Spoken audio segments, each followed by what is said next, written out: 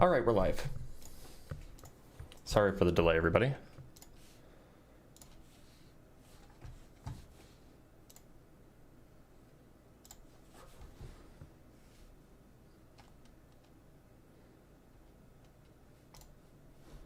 Howdy, howdy.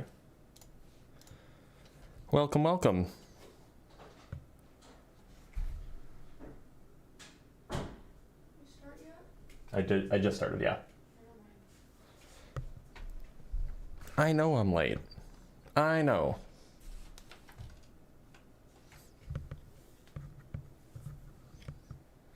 I'm very aware. In fact, I told everybody that I was going to be late. I was very explicit about this. I said, I'm going to be 5-ish minutes late. Mods, please let the chat know.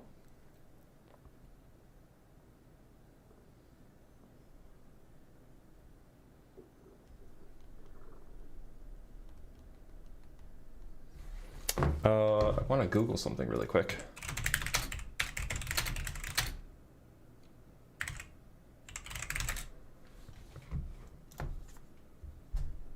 Is Arlington, Texas near Dallas, Texas?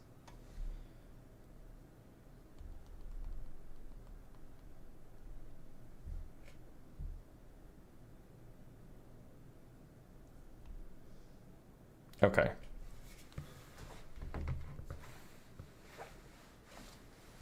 Good to know.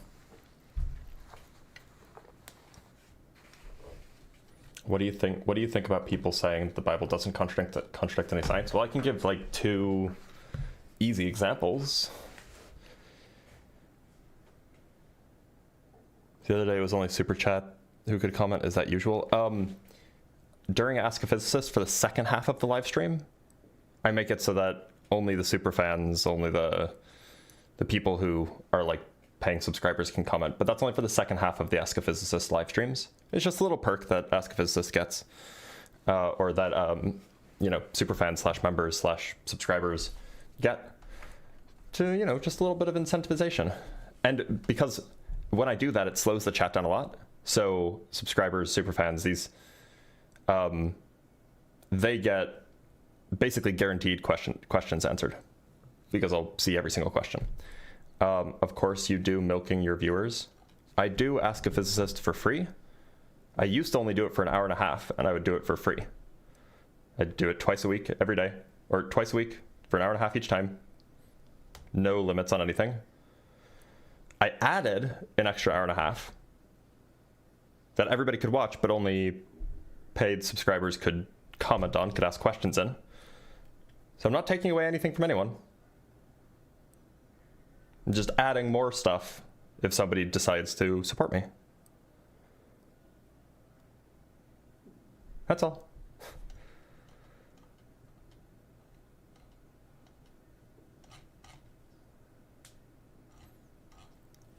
Where do we sign up for the milking? I think you have to go to Patreon.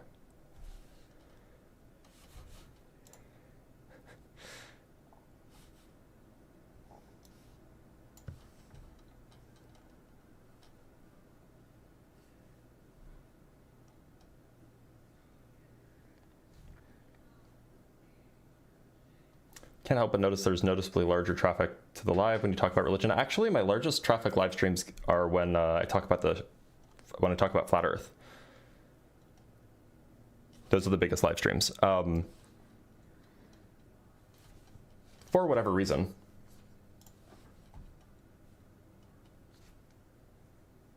No one can convince you that Jesus came in you. Only you must feel that Jesus did. Feel him inside. Oh, you're telling me to feel Jesus inside me? From Eat Some Shorts with the $2, it's very appreciated. The haters can eat chocolate starfishes. There you go. How can you look around? Oh, we have our first guest from Grittybone. Or not from Grittybone. Their name is Grittybone. Grittybone, how's it going? Hey, what's up, man? Not a whole lot. Grittybone, do you believe in a god? Yeah, I do. All right, well, I don't. I know. Why should I believe? I love your lives. That's very sweet of you. I don't think that you should make a decision whether that there's a God or that there isn't a God. So I'll say, why'd you come up? Because I want you to take me down this rabbit hole that I can't seem to figure out, and maybe you could figure it out for me. And because no one can figure out this rabbit hole, right? That's why I'm convinced that there's a God. What rabbit hole? The beginning of time. Who says that there was a beginning? I believe that it's eternal. There is no beginning. So then, what's the rabbit hole? If there's no beginning, then there is no beginning of time. Well, that's who God is, right? I have no idea what that means. He's eternity. I don't think that that's a good definition of God. Well, he's been around forever. Well, if God exists, sure. Okay, right? I don't think that God exists, though. So what created everything? I don't think that things were created. So how did things happen? There's stuff in the universe. Those stuff behaved in certain ways, and sometimes when they behave in certain specific ways, a star forms, or a black hole implodes, or a planet, accumulates out of dust and, tiny little rocks. It's matter. It's matter in motion. So was there like always universes? I suspect that there was never a time when there wasn't a universe. Okay, so was there ever nothingness? I don't think so. So there was always something. Yeah, I would say so. That seems reasonable. So what put that there? If it was always there, then nothing put it there. So there's a such thing as eternal. Well, you think so as well. Yeah, I'm just saying. I'm not like. Yeah. I'm just trying to So figure this out. This is a rabbit hole that I think a lot of Christians can't like figure out. it seems possible that the universe has always existed. Yeah. It's also possible that the universe has a finite past, but that that's all there's ever been, because there's never a time that didn't have a universe.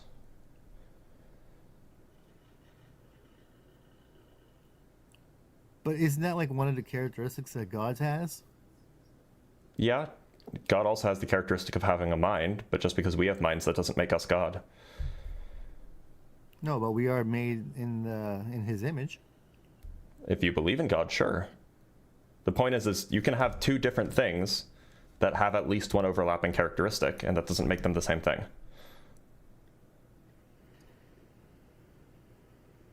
So, energy always existed.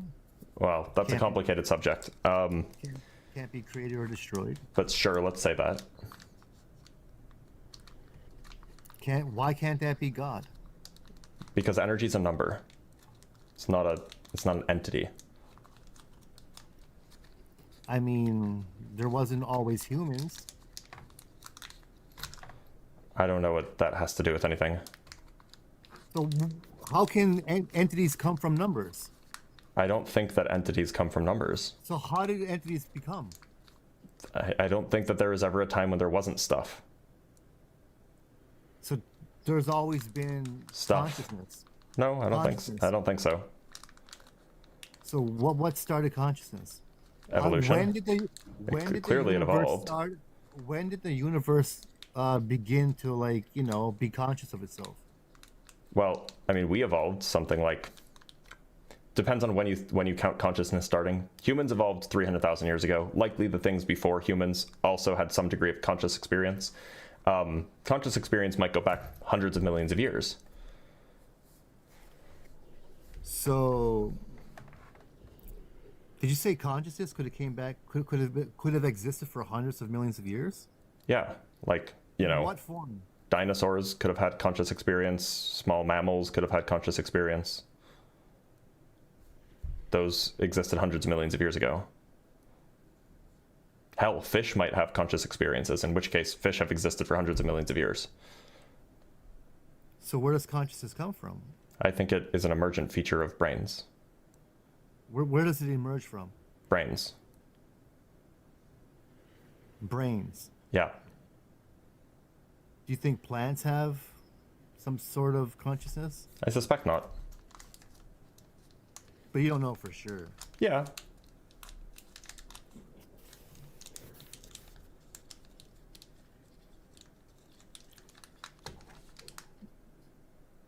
why can't that point to maybe some, evidence that there might be some kind of design behind all of this? How would it do that? Why? How could it not? If you want to What? say that this is evidence for something, then you should explain how it's evidence for that thing. I'm asking. I'm not debating you. I'm asking Well, you. Take me. unless there's some reason why I should think that some observed phenomenon is evidence for something, then I'm just not going to believe that. Okay, so Somebody would have to draw the connection.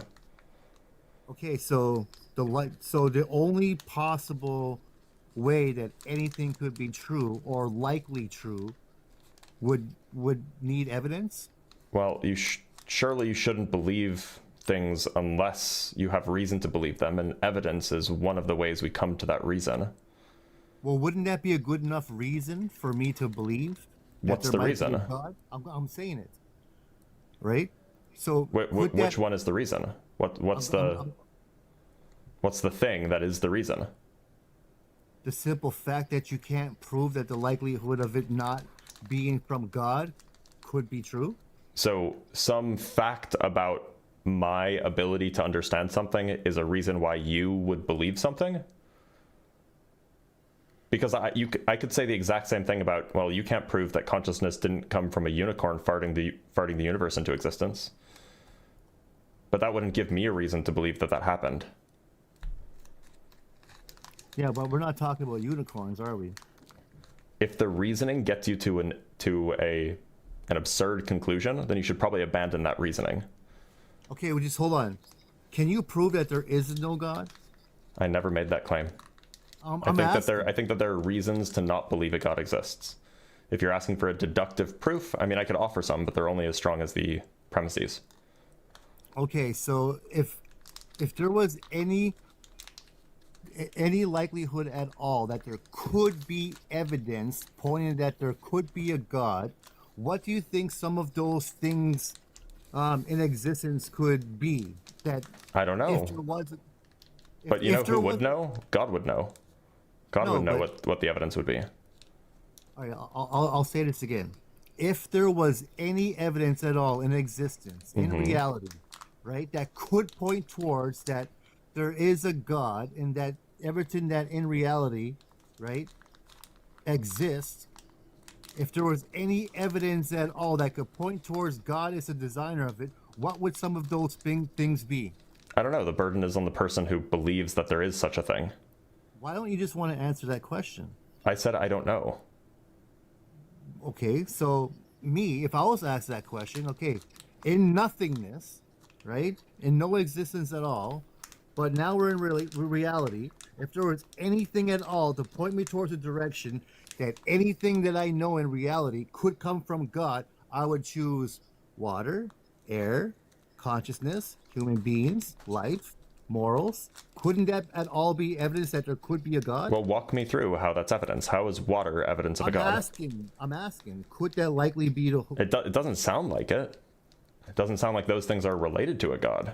There's no obvious connection between water existing, say, and a God existing. So if you could illustrate to me why it's reasonable to think that if water exists, that water existing is evidence for a God existing, that'd be great if you could explain how that works. No, I'm saying, here's what I'm saying, right? Here's what I'm saying. If there was any evidence at all that could point me towards a direction that, if there was any evidence at all in existence, right, that could point me towards a direction that there is a God, what would it be? Yeah, and you said things like water and air and Creation. consciousness and stuff like that. Creation. Right. So Creation. how do those things point to a God? Because it was created. Well, that's the claim. You can't use the claim as the evidence. Was the world created? The world, I don't think the world was created. No, the world So formed. the earth, yeah, isn't that a process of creation? No, I would say not. Creation, I think, requires creativity. It requires intention. Okay, so everything that's ever formed in space came from what? Generally, it's gravitational collapse. Yeah, but how did that start? How did gravitational collapse start? It's not clear that it started at all. It seems So like it's just always it seems like it's dropping. been there as long as the universe has been there. So the gravitational pull has just always been dropping for eternity. Yes, seemingly the gravitational pull has always existed, or has existed as long as the universe has. And that makes more sense. Well, that's like an observational God fact. created it. What's that? That's an observational fact. As far as we can see in the universe, gravity has always existed.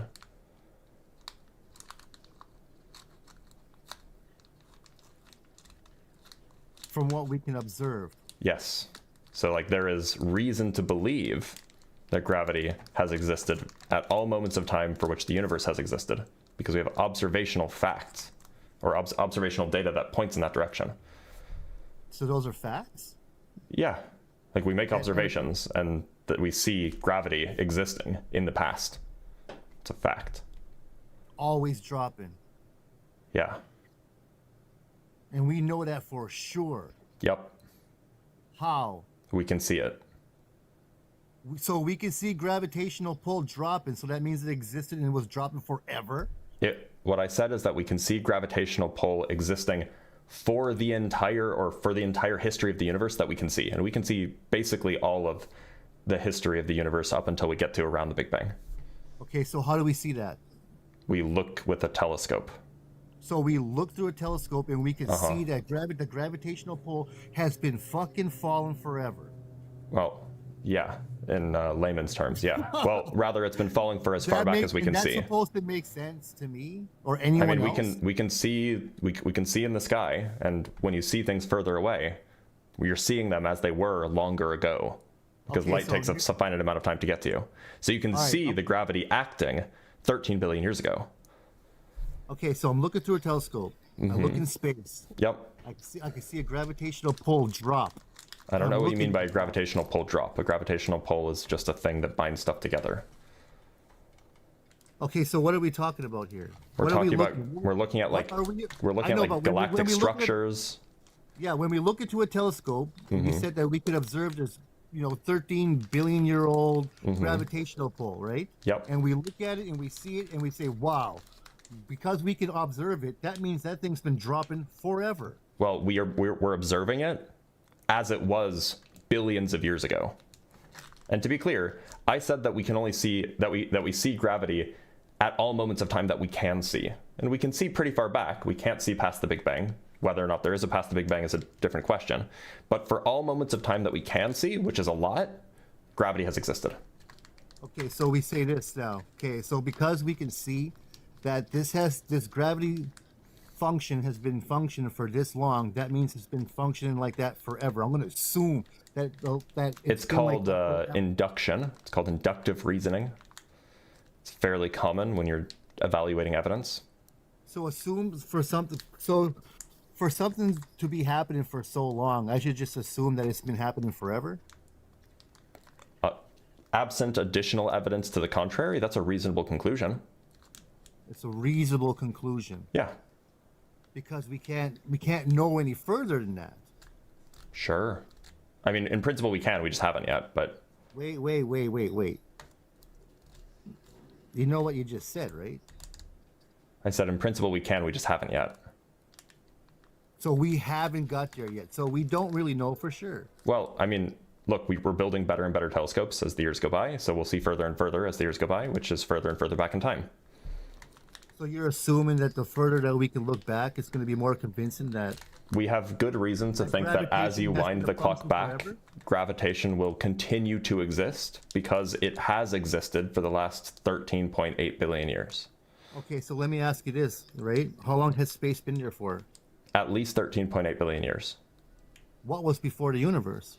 I don't think that there was a before the universe. So what occupied that space? I don't think that there was something that occupied space because I don't think space existed before the universe.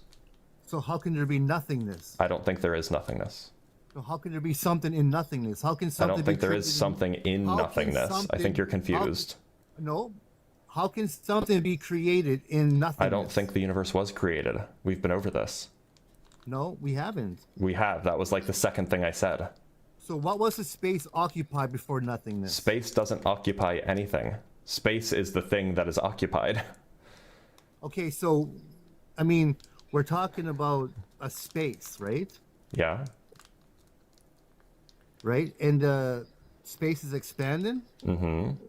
So how can space expand into nothingness? It's not expanding into nothingness. So what are we pushing? What Nothing's walls are we pushing. pushing? There's no walls. I fear that your boots are not the right boots for this hike.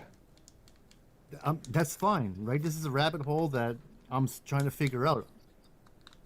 So if you want to figure this stuff out, there are resources available. The trouble is that you have to drop your incredulity and actually be open and willing to learn. I'm more than open. You've asking you been this. wildly incredulous for the last 10 minutes.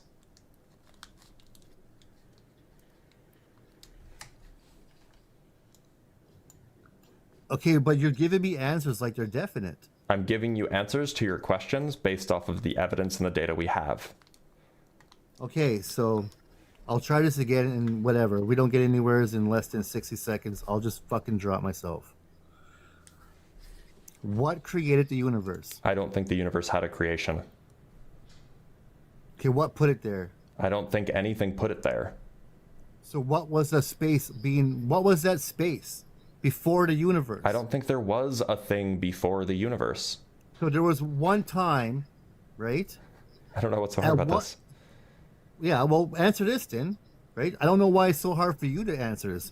At what point did nothing existed? I don't think that there was ever nothing. So there was always something. Yeah, at every moment of time there was something. Yeah. So that's eternity. Not necessarily. You could just have Okay, time beginning to exist and then there's no moments of time before that, because there is no before that. So space is forever. There is no end to space.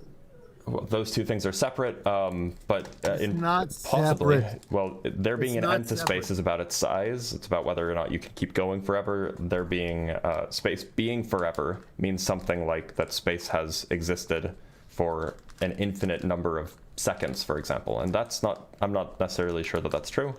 It might be true.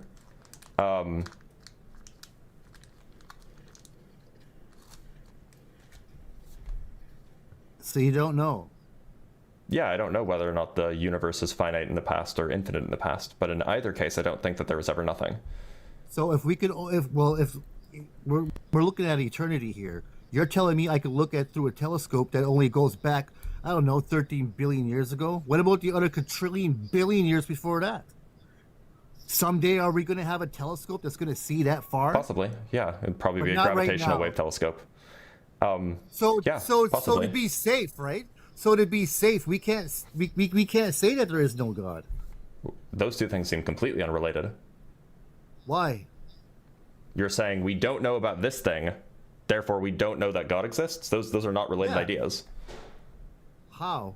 I mean, if I replace the word God with universe farting fairy, does that make it more reasonable to you why that's not connected? Why? Because we can't prove that, you know, that Well, fart that we're if we can't smelling. look a trillion years ago, then we can't know for certain that there's no universe farting fairy. Yeah. Is that your position? So you can't prove that there is no God. And you can't prove that there's no universe farting fairy? Yeah. Okay. I can. Okay. So That's okay. okay, I'm glad we agree. But which is more believable? Well, a universe farting fairy is made of stuff, whereas God is not made of stuff, and as far as we know, everything is made of stuff. So I would say universe farting fairy is more believable. You know that's not true. Oh no, I think it's very true. I don't think Why that can't minds you can do- exist without brain, or I don't think that minds can exist without bodies. And so if Why God doesn't can't- have a body, why- then it seems implausible that it has a mind at all. So why can't you just say this then? We can't look far enough to know that there is a God. Why can't you just say To be that? clear, being able to see further back into the past is kind of unrelated to whether or not I think that there's a God. I don't How? even if we didn't have telescopes, I would still think that a God doesn't make any sense. Why? Because if a God is the creator of the universe and the universe contains time, if time is part of the universe, then God must exist timelessly. And if God exists timelessly, then he can't do anything.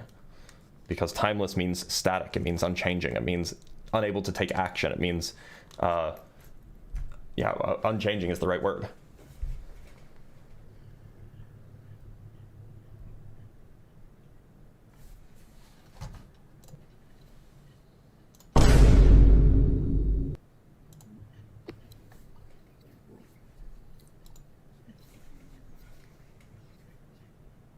So you didn't answer any of the questions. I literally answered every question. You just didn't like the answers. No, you didn't answer my question. Give me a single question, a single example of a question I didn't answer. Yeah. When did time exist? I don't even understand that question. Also, you didn't ask me that question earlier. When did it begin? Oh, I don't know. I don't know if it had a beginning. That's an answer. You just might not like the answer. No, that's a good one. So okay, so you don't know. So wait, so to be clear, you didn't give me an example of a question I didn't answer. No, that's a good one right there. Wait, but I did answer that question. Know. But I did answer that question. I know, but so you don't know. You're right. I don't know if time had a beginning. Absolutely. So you don't know. I never said that I know that time has a beginning or I know that time doesn't have a beginning. Okay, so you don't know if there's a God or not. Those two things are unrelated. Well, I'm asking you now. What's the question? Do you know that there could be a possibility that God could exist? Wait a minute. Do I know that there could be a possibility that God could exist? Do you know for sure that God doesn't exist? Yes or no? I don't think I know anything for sure. But insofar as I know anything, I don't. Insofar as I know anything, I don't think God. I think I know that God doesn't exist. But you don't know for sure. I don't think I know anything for sure. Okay, good. That's all I needed. That's all I needed to know from you. You don't know. Do you know that for sure? I know what for sure? That I don't know anything for sure? You just said that you don't know that God doesn't exist for sure. Yeah, but how do you know? How do you know that that's true? How do you know that that's true for sure? All I needed to know from you. How do you know that's true for sure? You don't know for a fact that God doesn't exist. Do you know that for a fact? Do I know what for a fact? That I don't know for a fact that God doesn't exist. You just said. Yeah, but how do you know it's true? For sure. Are you lying? Well, maybe. Well, tell the truth. How do you know? Well, what if I'm lying about telling the truth? Tell the truth. What if I'm lying about telling the truth? Or what if I'm actually just a hallucination in your phone? How do you know for sure? Why do you want to go down that rabbit hole now? Because it seems like you're requiring... I got you to admit that you don't know. I don't know anything for sure. For sure. I don't know anything for sure. So why would you want to... The point is that I don't think you know anything for sure either. And so this whole you don't know for sure rhetorical game that you're playing is kind of useless and in some sense in bad faith. No, it's not. I mean, it definitely is. Can you prove that you know anything for sure? No. Okay, so then why is it relevant whether or not I know anything for sure when no one knows anything for sure? We talk about our knowledge even when we're not sure about it. For example, I know that 2 + 2 = 4, but I could be mistaken because my brain could be tricking me into thinking that these axioms lead to these conclusions when in fact those axioms don't lead to those conclusions. It's possible I'm wrong about that, but that doesn't mean I wouldn't say I know. That doesn't mean I wouldn't. That doesn't mean I wouldn't say I know 2 + 2 = 4. I do know 2 + 2 = 4, even though there's like a teensy tiny itty bitty chance that I could be wrong about that. In the same way, I know God doesn't exist, even though there's a teensy tiny itty bitty chance that I could be wrong about that. So you don't know for sure. Oh my God, it's like you're on a repeat. No, here's what you're doing, right? You don't know. I just spent the last 90 seconds explaining to you, and all you took from that was, so you don't know for sure. Like, okay.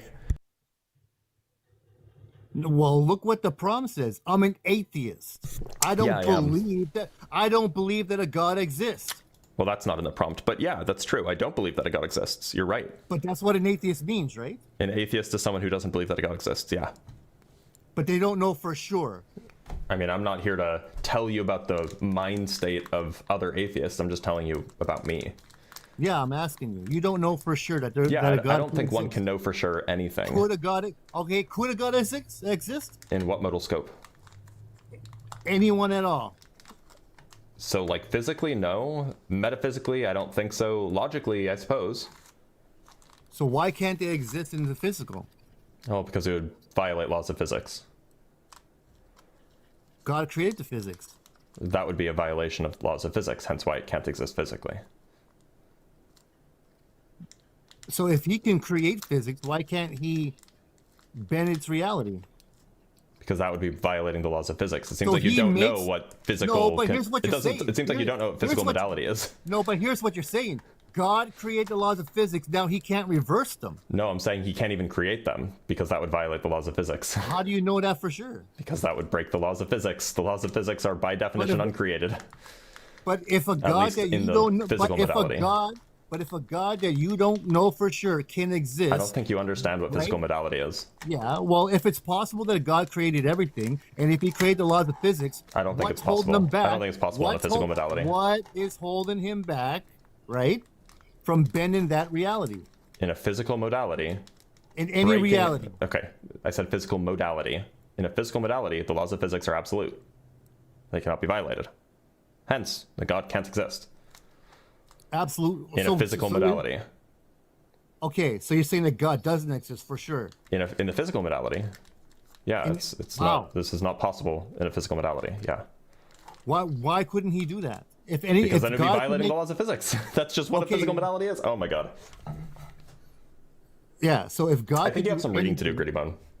It has nothing to do with reading. Well, I just don't think that you know what a lot of these words mean. Who cares? Well, I mean, I care because I'm trying to communicate ideas to you, and because you're not well informed, you're not able to grasp what I'm saying, and so you just ask the same question again. Because you can't. Well, okay. I'll ask you this again one more time. Could a God exist? Depends on the modality. Do you Doesn't know what matter. Do you know what modality Could- is? What is it? It is a way of talking about possibility, contingency, and necessity in The different way scopes. you talk about it. Yeah. The way you talk about it. Yeah, they're different scopes. It all leads to one yes or no, though, regardless of how you No. structure. Yes, it does. Right? It's crazy that you're saying this, that you're asserting that they're all the same thing, even though you have no idea what I'm talking about. Do you know what I'm talking about? Yeah, I've been tracking the whole thing. You're just a confused man. Could there be a God? In what modality? Any modality. Depending on the modality, the answer is either yes or no. If there's a God at all, would He be limited? Limited by modality? It's not a limit to be, like, being constrained by a modality is not a limit. Okay, so God could create something and He can't reverse it? In the physical modality, you're right. God could not do anything. God could not violate laws of physics. That's what it would be to examine the physical modality. So He can create a law, but He can't No, take he it wouldn't back. be able to create a law either. Why? That would violate the physical modality. So what creates the laws? I don't think that they're created. They're always there forever. They've been there for as long as the universe has. 13 billion years ago, and you've seen that through a 13 billion telescope. years and change, yeah. And perhaps longer. All right. Okay, thanks for having me up. You're welcome. Do not come. For someone who knew so little, he was very, very self-assured that he was making a good point. All right, let's read some super chats and we'll move on to our next guest. From Ken with the $10, I'm a cow and I'm ready. Oh, I didn't know I had bovines in my audience. Lit. From Neon Legend with the $5, I personally believe in our future AI overlords. I'm just praying that they end up like Data from Star Trek. That'd be great, wouldn't it? From Scrimba with the $5, you have to say your mom when the last caller keeps rambling on. Oh, that's a good idea. I'll have to keep that in mind. And from Ken again with the $20, very generous. Greg Phillips says he's teleported by God. He's teleported by God and gets Office of Response and Recovery. I say I get teleported by God and I get an intervention and a breathalyzer test. Jokes aside, I hope you're well. I'm doing well, but thank you for the super chat. And I don't know who Greg Phillips is, but it sounds like a Brit. Maybe, or maybe an American in the Trump administration. From Empiricist with the $2, physics should study an airhead this dense. Yeah, it's kind of remarkable, right? Like on the one hand, he was as dense as a black hole. On the other hand, his head was a vacuum. All right, let's bring on our next guest. Let's talk to Ty Risk.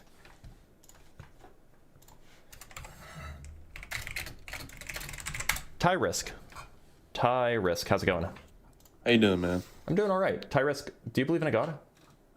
I do. All right. See, I don't. Why should I believe in a god? So I'm a Christian. I have several reasons for believing it. I tuned into your stream yesterday, and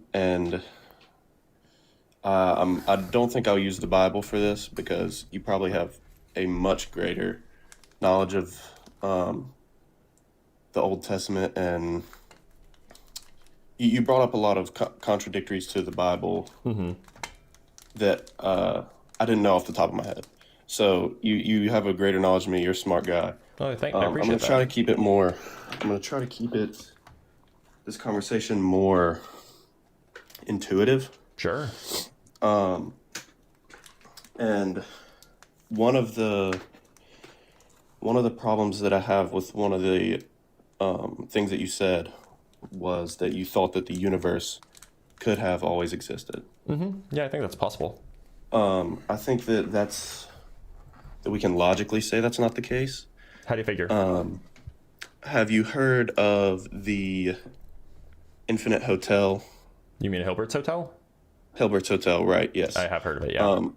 I think that if you say that the universe has always existed, you don't have enough time to fill up the infinite that goes backwards. So you never get to this point that we're at right now. What do you mean I don't have enough time? I have an infinite amount of time. But there's the reason that I brought up the Hilbert's Hotel is that there's always more time that you can shove into this. Sure. And that would make space it that we have behind tomorrow. us. If I shoved more time, then it would make it tomorrow or the next day. Or if I took away some time, it would make it yesterday or the day before. But what I'm saying is that there's nothing to push against. I don't know what you mean there's nothing to push against. So if you were to insert time behind us, Yep. why would it go backwards or forwards? There's nothing. Because the time behind us gets us to today. If you add more, it'll get us to tomorrow. If you take some away, it'll get us to yesterday. But because it's the what's the word I'm looking for? The nature of infinity, you would never get to this point From today. where? I would never get to it from where? From whenever time was. Like that's What do you mean that's the from where? paradox I that don't I'm trying understand to. the question. Or I don't That's the understand paradox the I'm statement. trying to highlight. From what do you mean from whatever Without a time beginning, was? it really doesn't make sense. What do you mean from whenever time was? From whenever, it's hard to find the words because infinities are hard to describe. Sure, that's true. But because I want to say when time began, but obviously if it was infinite, time didn't begin. Right. But we would never get to now. Like so much We time would has never get to now passed. from when? I mean, we could certainly get to now from yesterday. Right, exactly. We could get But to now the from a point- billion years the point ago. being is when that could we not is get to that- now? What is point that in you time could go could infinitely. You could go infinitely backwards. What time could you not get to now from? If the past was infinite. The infinitely backwards point of time. What that you time is believe in. that? That's at t equals what? So That's- if but we're at that's t exactly my If we're point. at t That's equals 0 right now, what Yes. time, what t equals value can you not get to today from? T equals negative infinity. That's not a number. Right, but that's what I'm saying. Is that's you equals believe that negative if the infinity universe isn't has a moment of always time. existed, that time has always existed. T equals negative time- infinity time is isn't a in- moment of time. I'm sorry, T equals negative infinity is not a moment of time. So it's, But is that- that's is not, that that's not not a what- point in time, right? but is that not what you're? Is this not what you're saying? Is that time has always existed? You could go infinitely backwards, and you That's a you would still be possibility, in time. yes. That for every moment there is a moment before that. So if t equals 0 now, there was a t equals -1, then there was a t equals -2, and for every number that you can think of, there was a time for that. So explain to me how t equals negative infinity makes no sense. Because please. negative infinity isn't a number. We would Right, but- associate to each time a number, and negative infinity isn't a number.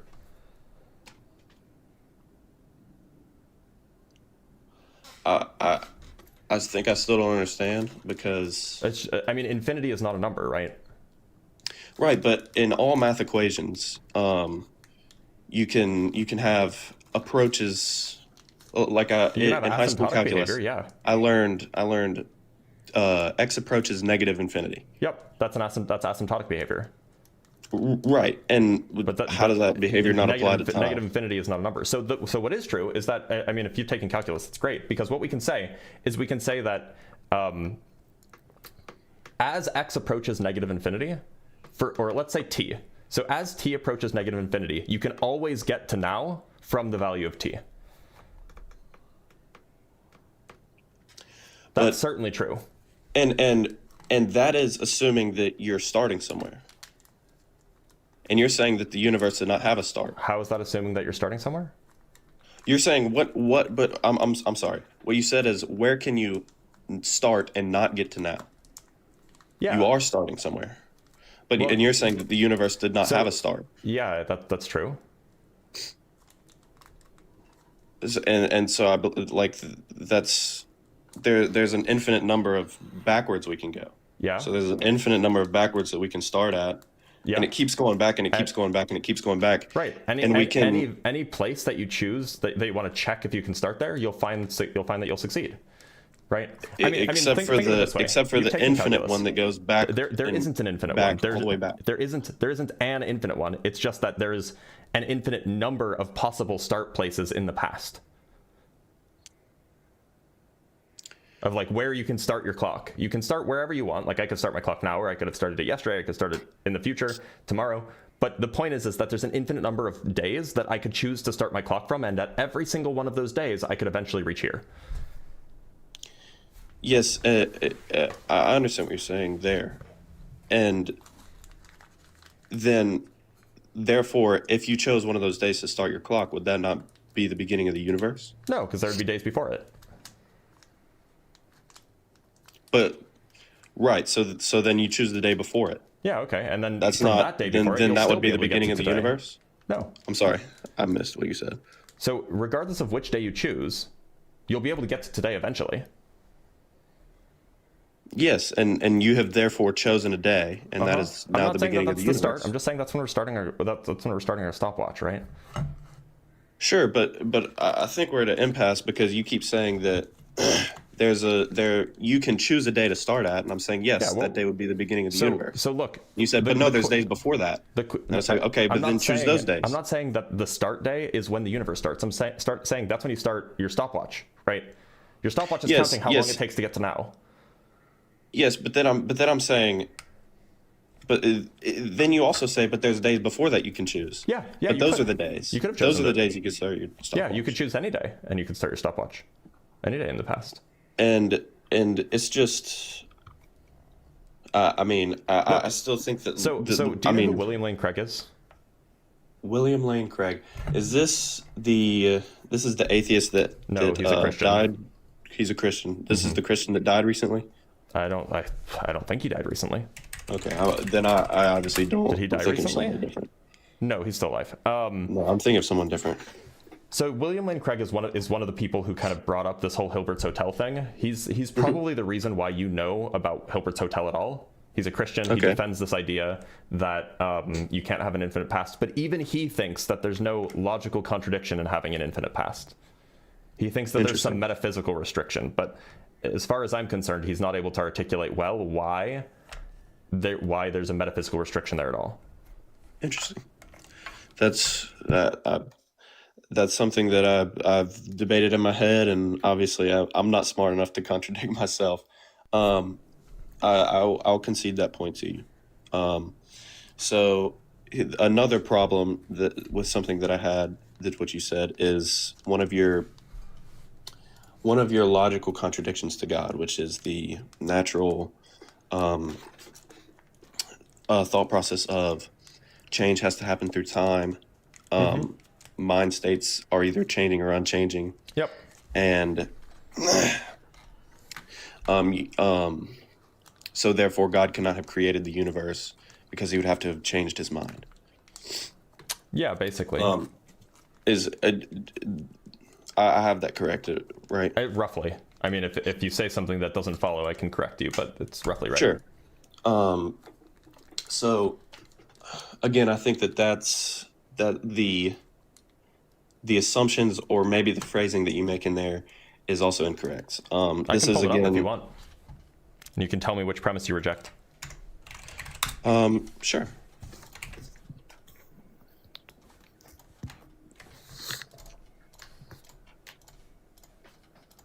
I'm just copying and pasting it from my notes. Absolutely. Here. Let me make this a little bit smaller so that everybody can see it. On the other stream. Okay, so hopefully you can see it on TikTok. I don't know if it's big enough or Yes, I can see it. So Yes. is there a particular premise that you disagree with? So Yes, I imagine you agree with the premise. I think that it's less the.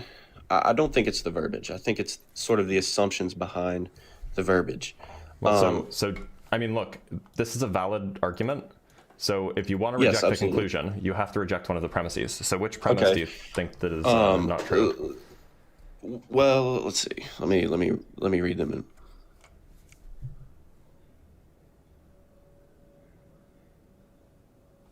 Yes. So I can make it louder if you want. There you go. So are you familiar? Oh no, now I'm having a brain fart again.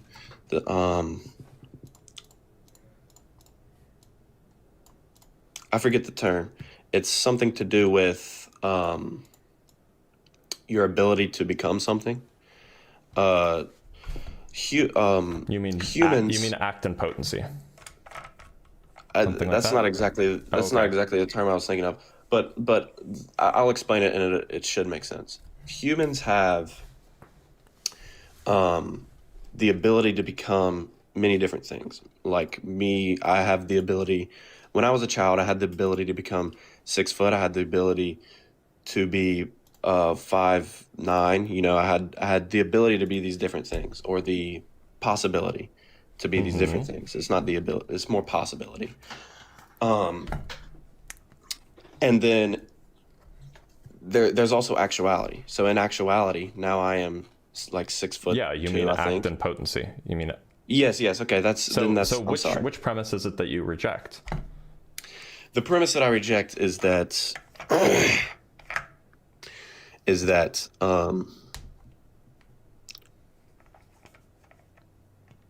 it is P6. Okay. So you think that acting upon one's will changes one's mental states from so you think that that's false? Or I'm sorry. It's yes, it's C3 basing off of P6. So I mean C3 Basing is, off of so P6. if P6 is true and all the earlier premises are true, then C3 follows. So you have to reject the premise. Yes, so I think that P6 does not apply to God. Okay, why not? I think that so the reason I brought up the possibility or the act and potency is that God has no potency. He is all actuality. So then God can't take actions. God can't go from not having acted to acting. No. Since God is out of time, everything exists in God. So Wait, you can't hold on. use There's the word. a problem here. Yes. Look, so presumably you think that the universe was created at some point in time or something like that? Yes. Okay. So God went from, did God ever exist alone? I think that you can't use that again. You can't use that verbiage because it's not like there was nothingness. So I'm asking, I guess you could say was that there God and not the universe? Was that the state of affairs like ever? again when there wasn't a universe, there wasn't time. So That's true. The word "when" isn't I'm correct. not using, so I won't use the word time. Was there ever a state of affairs in which God existed but the universe did not exist? I guess yes, but it's Okay. It's confusing because it's just the verbiage. We don't have words. I didn't use describe any it. time words there. No, I understand, Okay, but so there the was assumption is there state exists a state of affairs of the entirety of reality in which God exists and the universe doesn't. Now, presumably, the state of affairs, there's also a state of affairs in which God exists and the universe exists. I mean, I again, like the verbiage you're using is was there ever a state of affairs? I didn't use all the assumes, word. I didn't say was there ever. I said, does there exist a state of affairs in the totality of reality? Okay, in I which mean, God does the- exists but, and the universe doesn't exist? I'm sorry, again, but the verbiage "does there exist?" It assumes the I'm not existence assuming of time. I'm not assuming the existence of time at all. I'm just asking. Look, we can describe states of affairs even if there's no time. So I'm just asking, amongst the state of affairs that describe the totality of reality, is one of them God existing and the universe not existing? The answer is yes. Okay. And amongst all of the state of affairs that describe the totality of reality, is one of them God existing and the universe existing? Yes. Okay. So that means that there was a transition. There's a transition to those us. States of affairs. If we were there, we would experience a transition because we experience time. Well, wait, God would not I mean, experience a transition because he exists right? outside of time. That just is a change. A change is like there was a state of affairs, or one of the states of affairs is God existing and the universe not existing, and another state of affairs is God existing and the universe existing. Those are different, so there must be a change. Yes, but the change, again, what you're saying is change only happens in time. Yep. And so therefore, like we experience time as linear, and God doesn't. It's unrelated. So God would not kind of experience irrelevant. the change, but what the point is that it all existed in God. Like God doesn't doesn't experience seem a like it change; addresses it all the just issue. is. I'm sorry. So presumably God experiences the state of affairs, right? Yes, but it's extremely different from how we experience it. Sure, that's fine. God experiences the state of affairs.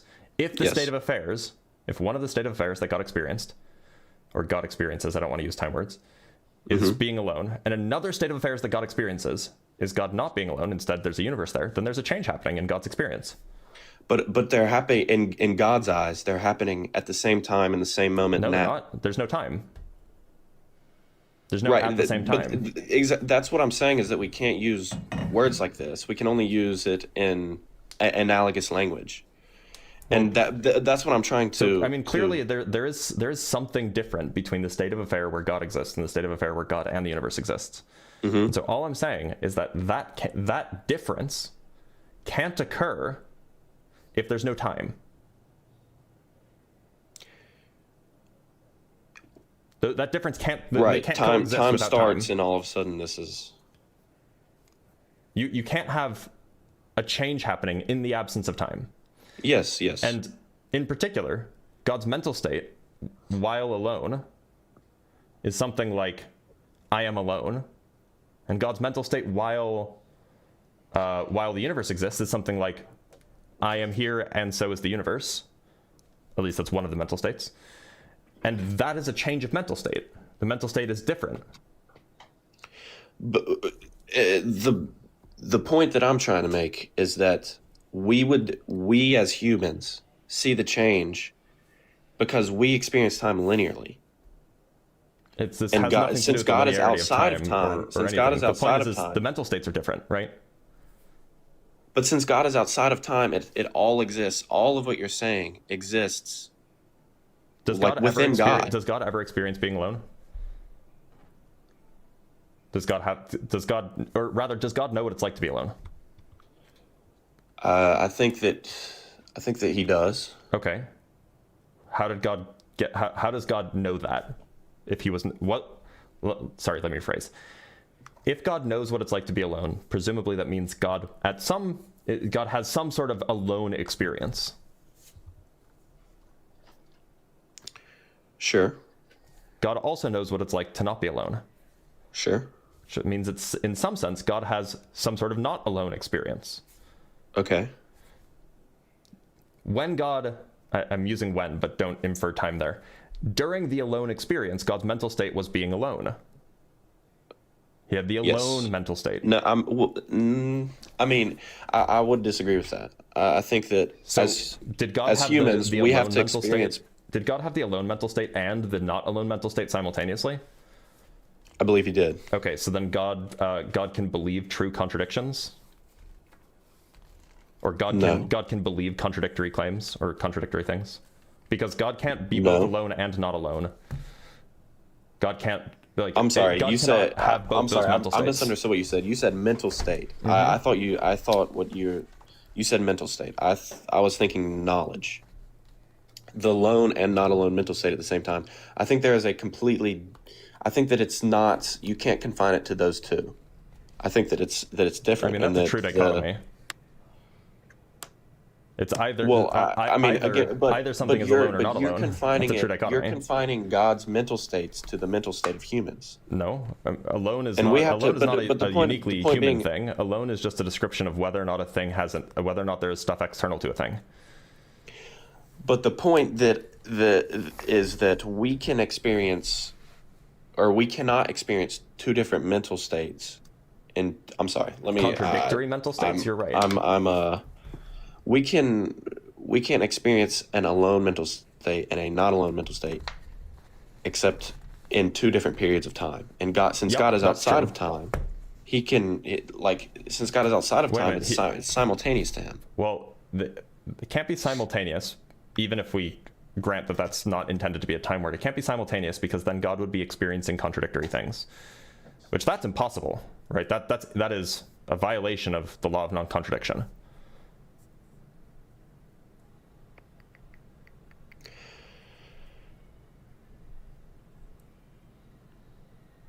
I'm sorry. I'm sorry. I'm quiet. I'm trying to. I'm thinking of how to verb what I'm going through in my head.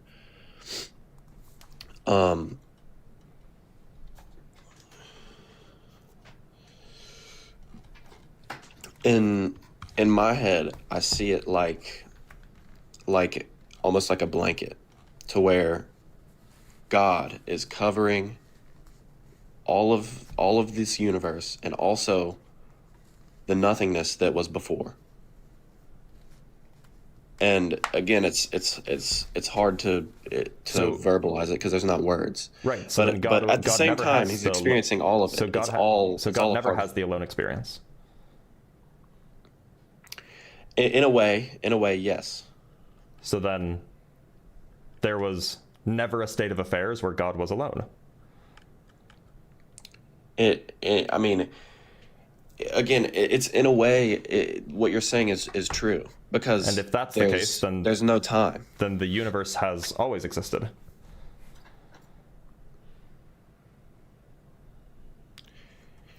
Let me repeat what you're saying so that I make sure I understand it. What you're saying is God was never in a mental state of aloneness. God never experienced aloneness.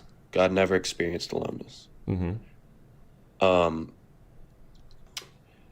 And again, in a way, it's an experience is something that happens in a point in time. Like when you say the word experience. Sorry, are you saying that God doesn't have experience?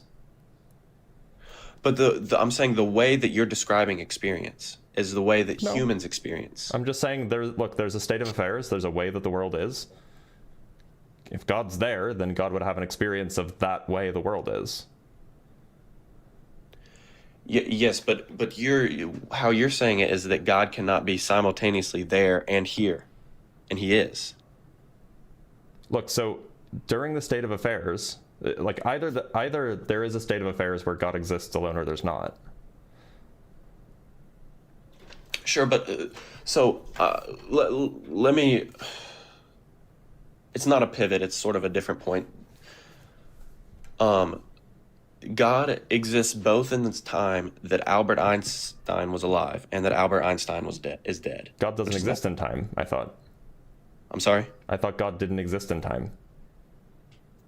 God is I'm sorry. God doesn't exist in time. I mean, if God is exists timeless, now. What I'm saying if is God is timeless, then God doesn't exist in time. That's what timeless means. But all the points that you're making is that God exists with time. Well, the point is that if you want God to be the creator of the universe, it must exist within time. That's the point of the argument. Okay, I'm sorry. But if I'm not saying that God exists in the time. I'm saying that God exists at the same time. Like God exists now, is what I believe. God exists now. What does that mean? I'm sorry. Well, what I'm saying is that God existed when Albert Einstein was alive. What do you mean? And God also existed. How can we use time? I thought we couldn't use time words to describe God's existence.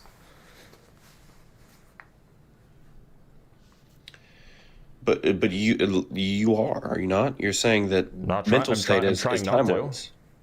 Well, look, so if you want to make the claim that God can be described accurately with time words, then that just means that God is not outside of time. And then you escape this argument. Then you escape the argument that God can't be an agent because he can't act upon his will, because then it's just like, okay, well, God is just a thing that exists in time and it can change. But you probably don't want to say that because, you know, Christian dogmas says otherwise.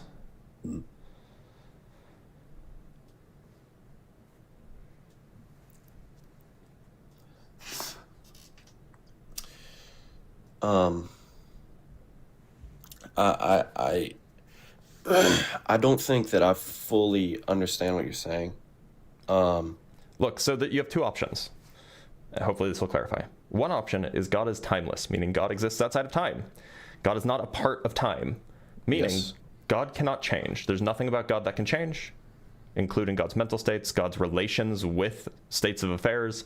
Nothing can change because change is a thing that requires time. The alternative, and by the way, the consequence of that is that God can't create. The alternative is that God just exists in time, or perhaps God exists in God time. Like imagine like a programmer. Well, programmer exists in time, but then there's like the clock that runs inside the game. And so that's like a separate time, but it's still time. It's just like kind of a separate thing. If you say that God exists in time in one way or another, then that's fine, but then God isn't the originator of time. Right. And then it's possible that God changes, and so on. It seems like that this is kind of like a double bind. Yeah, I mean, I think the point that you're trying to make is that, again, correct me if I'm wrong, is that there has to be two different experiences where God is alone and also he is not alone. Well, look, I mean, surely, if God knows what it's like to be alone, then God has to be able to justify that that knowledge somehow. And the way that we typically justify knowledge about things like being aloneness or being alone is having the experience of being in the state of affairs of being alone. And so if that's true, then that means that God existed in a state of affairs. I say existed, but don't take that to mean like in the past. Just take that to mean that there was a state of affairs in which God exists. God exists in a state of affairs, or there is some state of affairs in which God exists and nothing else exists. But simultaneously, and I don't mean simultaneously in God's frame, I mean simultaneously in the argument. Right. Yes, simultaneously, we're also saying that God is not alone. That there is a state of affairs in which God exists and the universe exists, in which case God is not alone. Which means that there is some, and because the experiences are precisely in relation with the state of affairs in which God exists, those experiences and hence the mental states that correspond with them must change. And your point is that this cannot happen at the same time. This cannot. They cannot. They can't be true in the same state of affairs.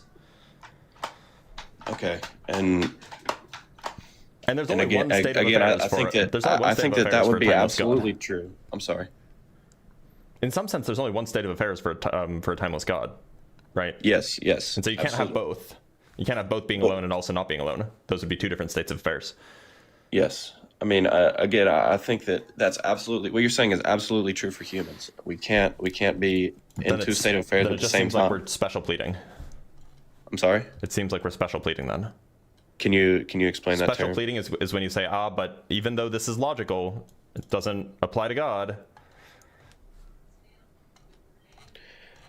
No, it's. I don't think that that's what I'm saying. What I'm saying is that the way that you're describing it makes it apply to a being that is in time. Like you obviously can't be two things at the same time, two completely different things at the same time. We're not talking about time at all. We're just talking about the states of affairs. Yes, but the states of affairs is just the sum total of the way the reality is, right? If two different, like you're saying contradictory, I don't think that they are. I think that even though like that God is all of it at the same time. God cannot be alone and also not alone at this, in the same mental state. Sure, but those are contradictory. What I'm about to, I'm sorry. Again, thoughts or again, what I'm about to say, it's not the right term. It's analogous, but part of God, the part that is, again, I'm sort of viewing this in my head as a blanket. the part of God that is over the before the universe is alone, and the part of it that is covering over this part of the universe is not. So then God, but And it's at the same time. so when we say, it's a good analogy, I like it. So then in that case, God, well, hold on, wait, to be clear, you don't think God has parts, right? No, again, it's just analogous language. Sure. So then God is not alone. There is not a state of affairs where God is alone. The parts of him that are There are parts of him. are alone. Right, but again, like the analogous, the blanket analogy that I'm using. Right. But Is that- the reason the analogy fails is because God doesn't have parts.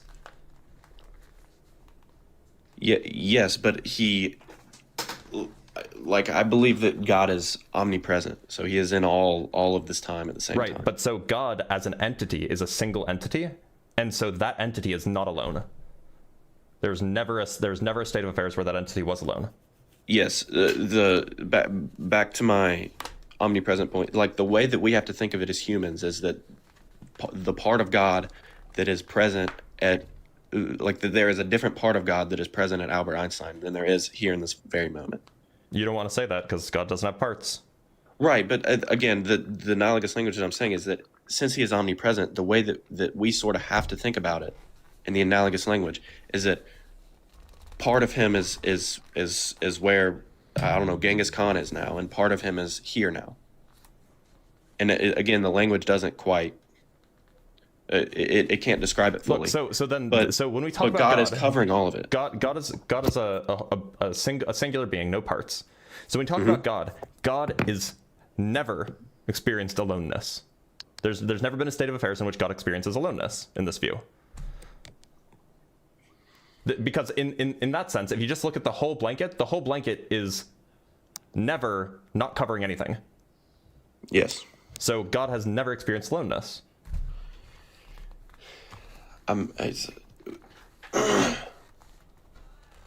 So the part of the blanket that is covering the aloneness isn't experiencing the aloneness? It's not a separate thing. God doesn't have parts. But your hand can experience something, I'm sorry, your right hand can experience something that your left hand is not. I have parts. God doesn't have parts. Mm-hmm.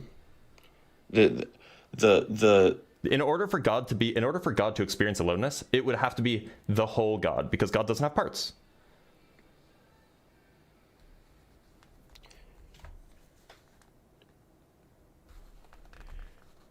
I mean, I understand what you're saying. But what you're also, like, I think that all of God is experiencing this aloneness, and all of him is experiencing what we are now at the same time. It would be incorrect to say that that all of the blanket is not covering something. Right? That would be incorrect. Yes. Similarly, if covering something here, by the way, is like the analogy of God existing and the universe existing, right? Mm-hmm. So it would be incorrect to say that if part of the blanket, and God doesn't have parts, but if like the blanket is covering a thing and then also nothing, mm-hmm. then it would be incorrect to say that the blanket as a whole is covering nothing.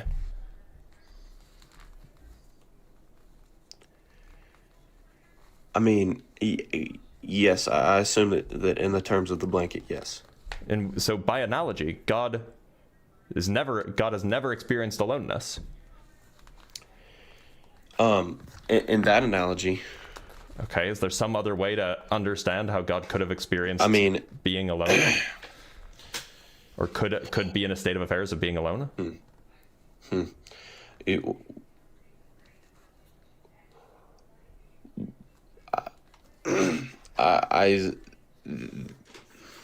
Again, I'm trying to think of ways to verbalize what I'm thinking. I don't want to sound like one of those people that are, but this and this and this, because I know, like, it sounds like I'm grasping at straws, but I think that one analogy cannot describe the completeness of God. So this blanket analogy, your argument. Brought it up. No, I understand. I brought it up to try and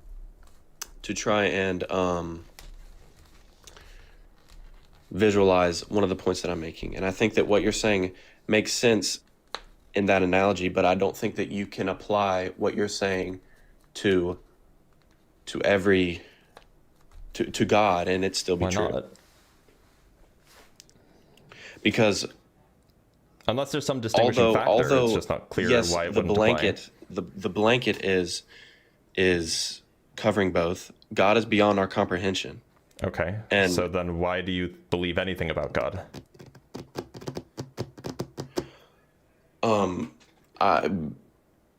Because I believe that there is more evidence that points to him than there is that points How to do you know? the God's universe complete- coming out of nothing. In your view, Sorry? God is completely outside of our comprehension. So if you can't comprehend anything about it, how could you even know what evidence for it would look like?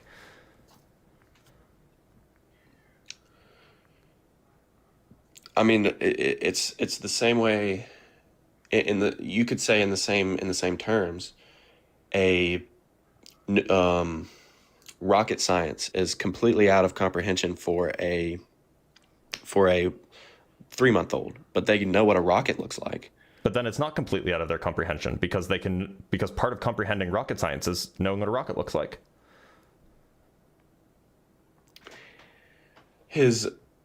Right, so his fullness is out of our comprehension. Like When you're off the app, I can't the hear fullness of God. I'm sorry. you.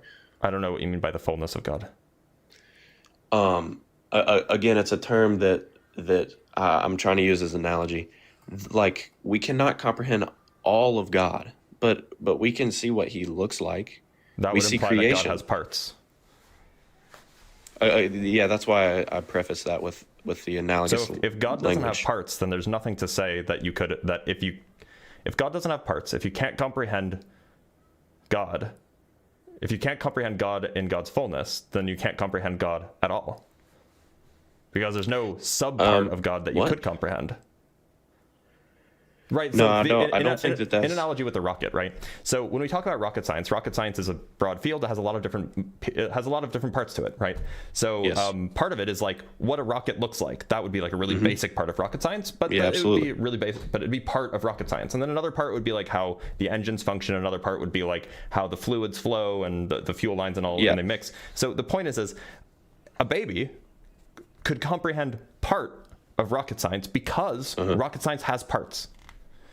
But you can't comprehend part of something if the thing you're trying to comprehend doesn't have parts. So you either comprehend it in its entirety because there's only it, or you don't comprehend it at all. There's no way to comprehend part of it because it doesn't have parts. I understand what you're saying. Maybe. By the way, maybe if you want to say that God is beyond our comprehension, that leads you down to skeptical theism, which is which basically leads to complete epistemic collapse. Like you can't know anything at that point. Yeah. So you probably don't want to go that way. Yeah. No, I understand what you're saying. That's interesting because, I obviously as a Christian believe that Jesus is fully man and fully God. And Jesus has parts. Yeah, that's a problem too. But Yeah, right. So I think that I think that again it's something that just doesn't have a word. Like we don't have words for it. Like God doesn't. He's infinite. we have a word for that. The word is infinite. Right, and even though in infinity, you can see the tip of infinity. It's and I believe that creation is part of God. I believe that we are, like God is with us now. No, you don't want to say and you it's can part see of God. and you can see this. You don't want to say it's part of God, because then God has parts. Yeah, but what I'm trying to say is more that it is with God. Sure. You can say Like it's it with is God. It is God. You don't want to say it is God because the universe has parts.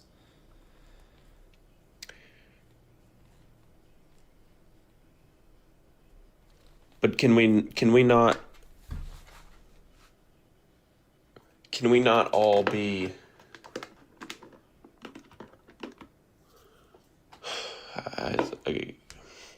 I mean the points that you're making are not bad points at all. I got to give you props, man.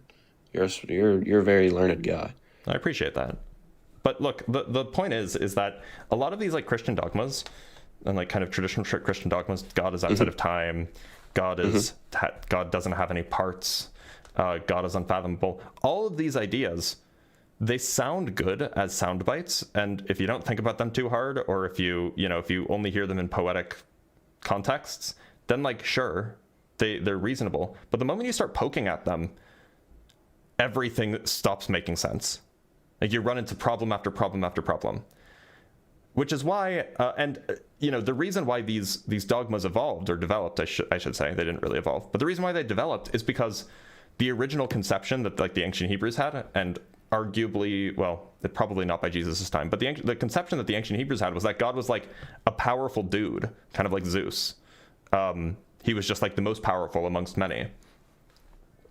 But that doesn't really make sense because, if he's a dude, he's made of stuff, how is he supposed to create the universe, right? Right. So they had to fix that, and you end up with more sophisticated nonsense.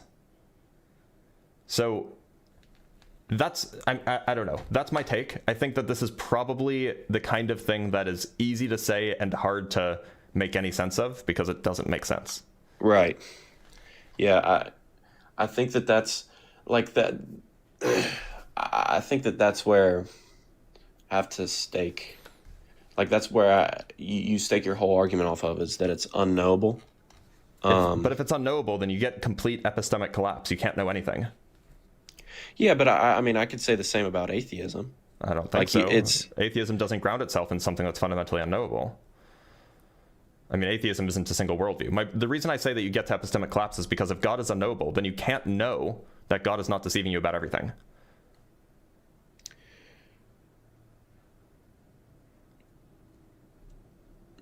I would say that that's true. I mean, you can't know that. Again, you made the point earlier. You can't know that 2 + 2 = 4. Well, hold on. So I'm not using no to mean certainty. I'm saying you can't even have justified belief. You can't even have justified true belief if God could be deceiving you. I can have justified true belief that 2 + 2 = 4. It's just not necessarily guaranteed, if you will. Well, I mean, I would say that the justified... No, I was about to say something stupid. And by the way, justified true belief doesn't get around Gettier cases, but for the sake of argument, we can use it. It's fine. Yeah, sure. Yeah, I mean, all the points you bring up are very good. I would like to do it.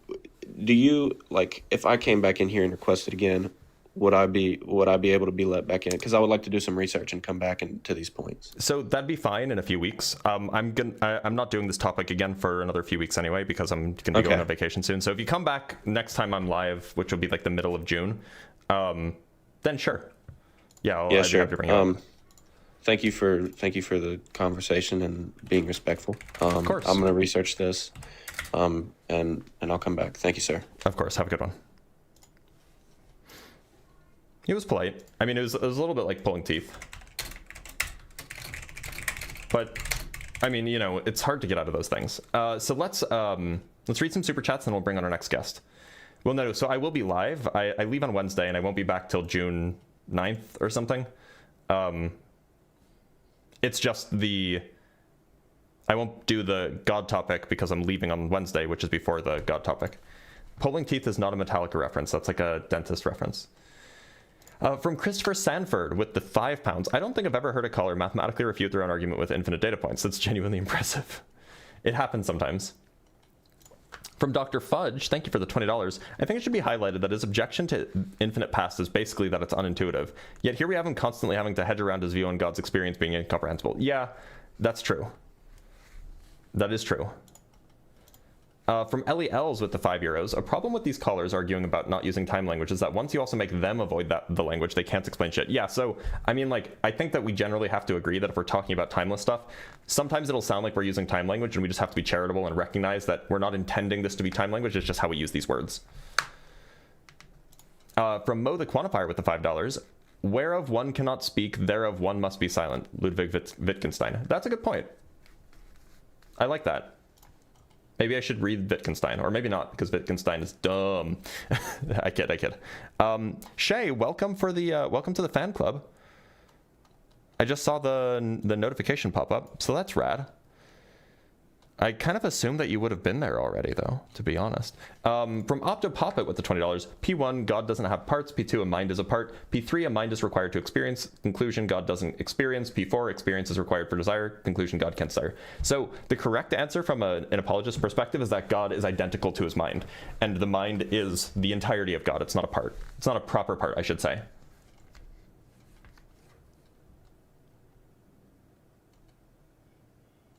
Wait a minute, hold on, let me scroll back. Because I thought that I just got a notification that Shay was a super fan on TikTok, but I don't see it anymore. Okay, I don't know what's going on. Ignore me.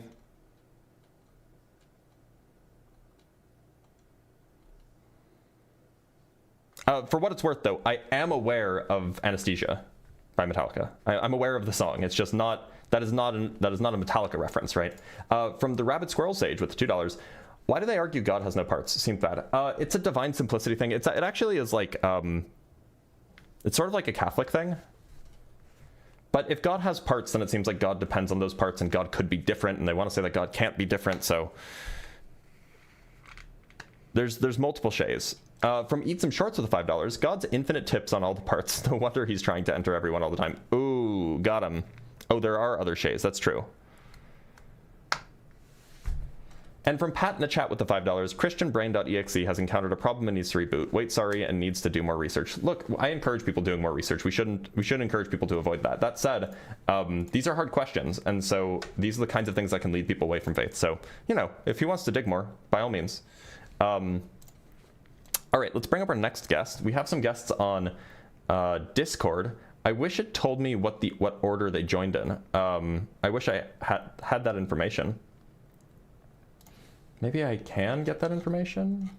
So the earliest, no, I guess not. Maybe not.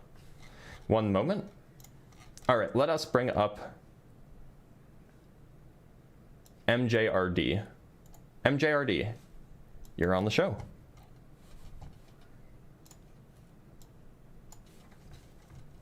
MJ, you gotta unmute yourself.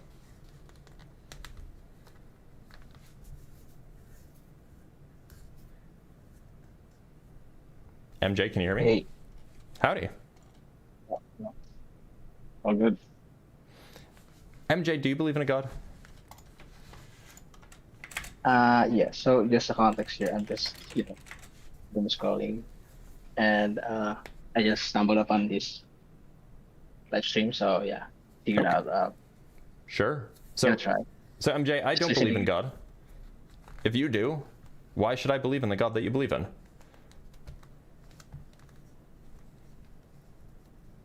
Well, before, I don't believe in God either. Oh, okay. Well, thanks for being here, MJ. All right, let's bring on Nande Caetano. Is that how you pronounce it? Nande, how's it going?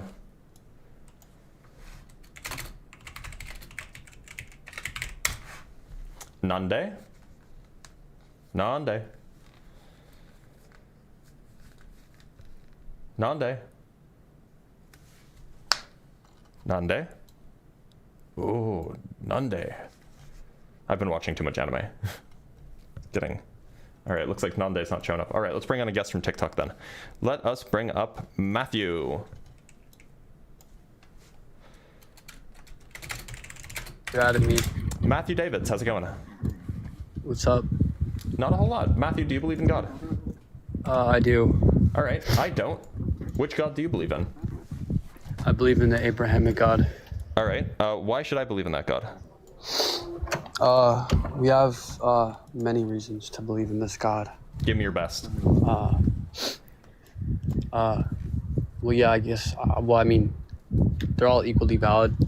I wouldn't say there's a best. Okay, I would so say then they pick all one, and we'll talk equally, about it. we can equally conclude that God's real equally. with Matthew, all of how them, old are you? But I'm 21. Okay, so just give me a reason then, so that way then we can talk about it, because it sounds like you're avoiding giving me a reason.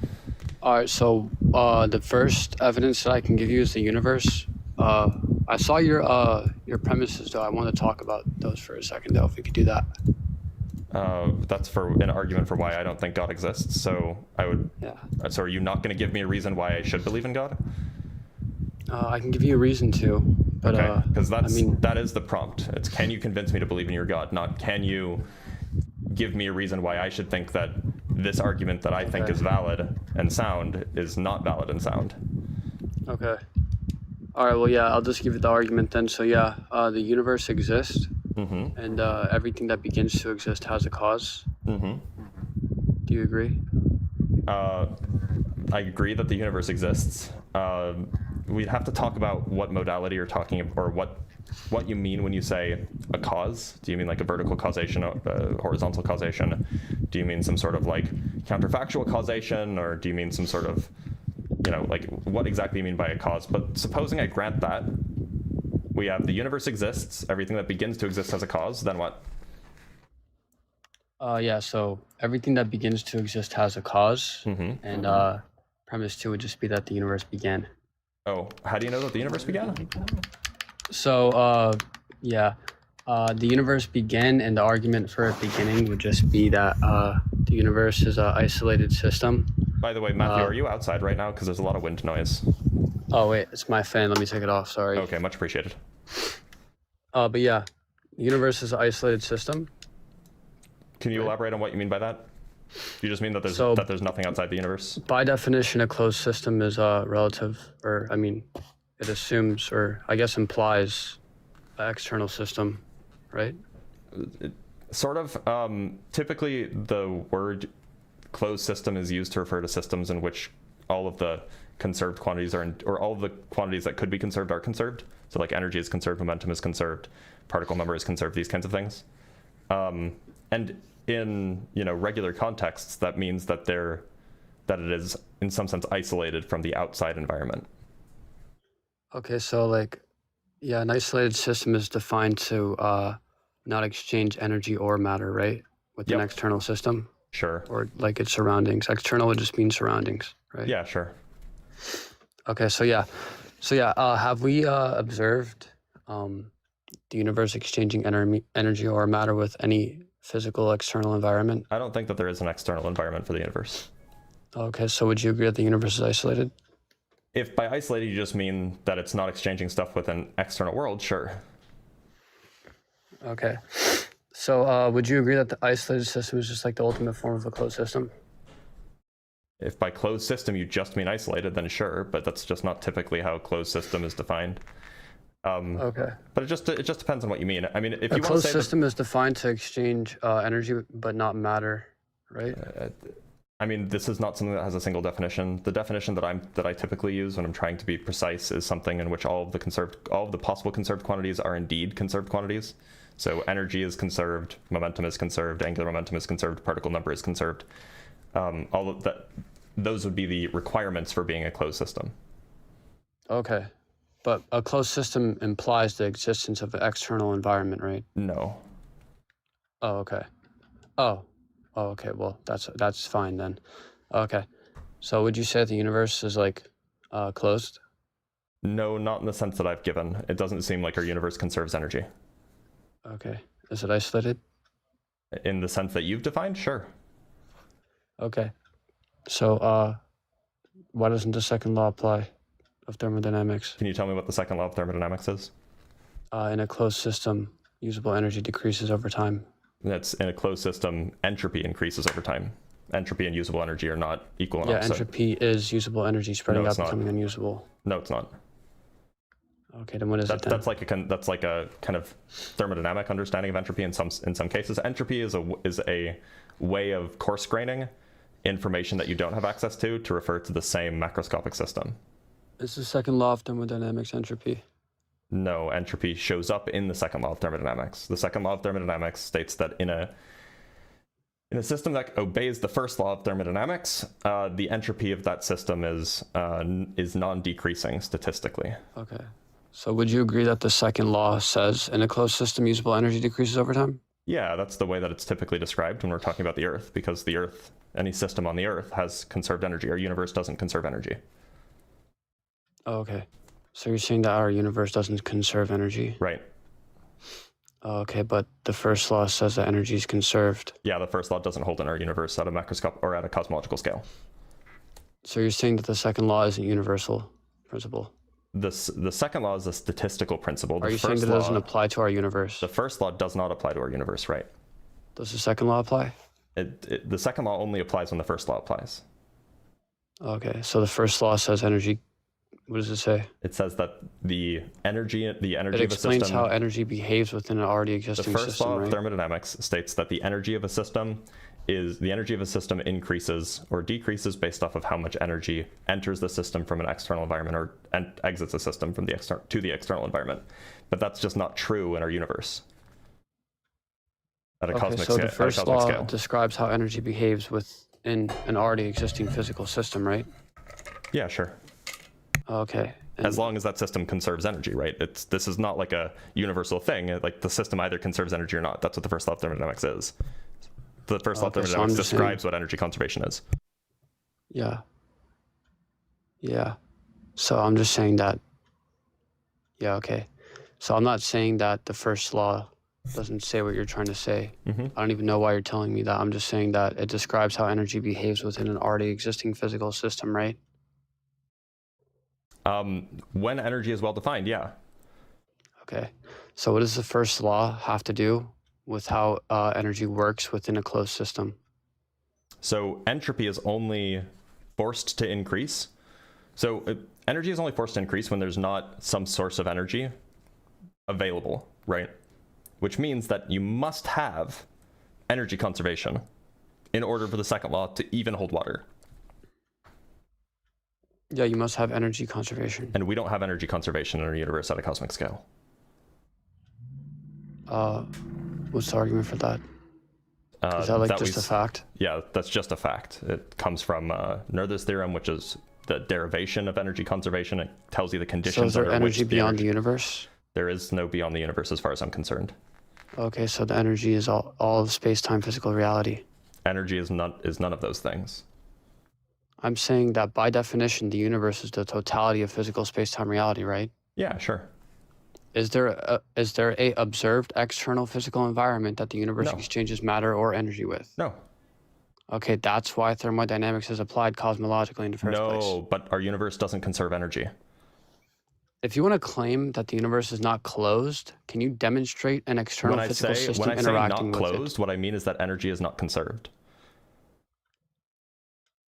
Okay, what does that even like? It means imply? that if you could try to define energy in our universe, which by the way, there's not even a well-defined like coordinate independent notion of energy in our universe. But if you tried to just use the standard notion of energy, what you would find is that in our universe, the total energy increases over time.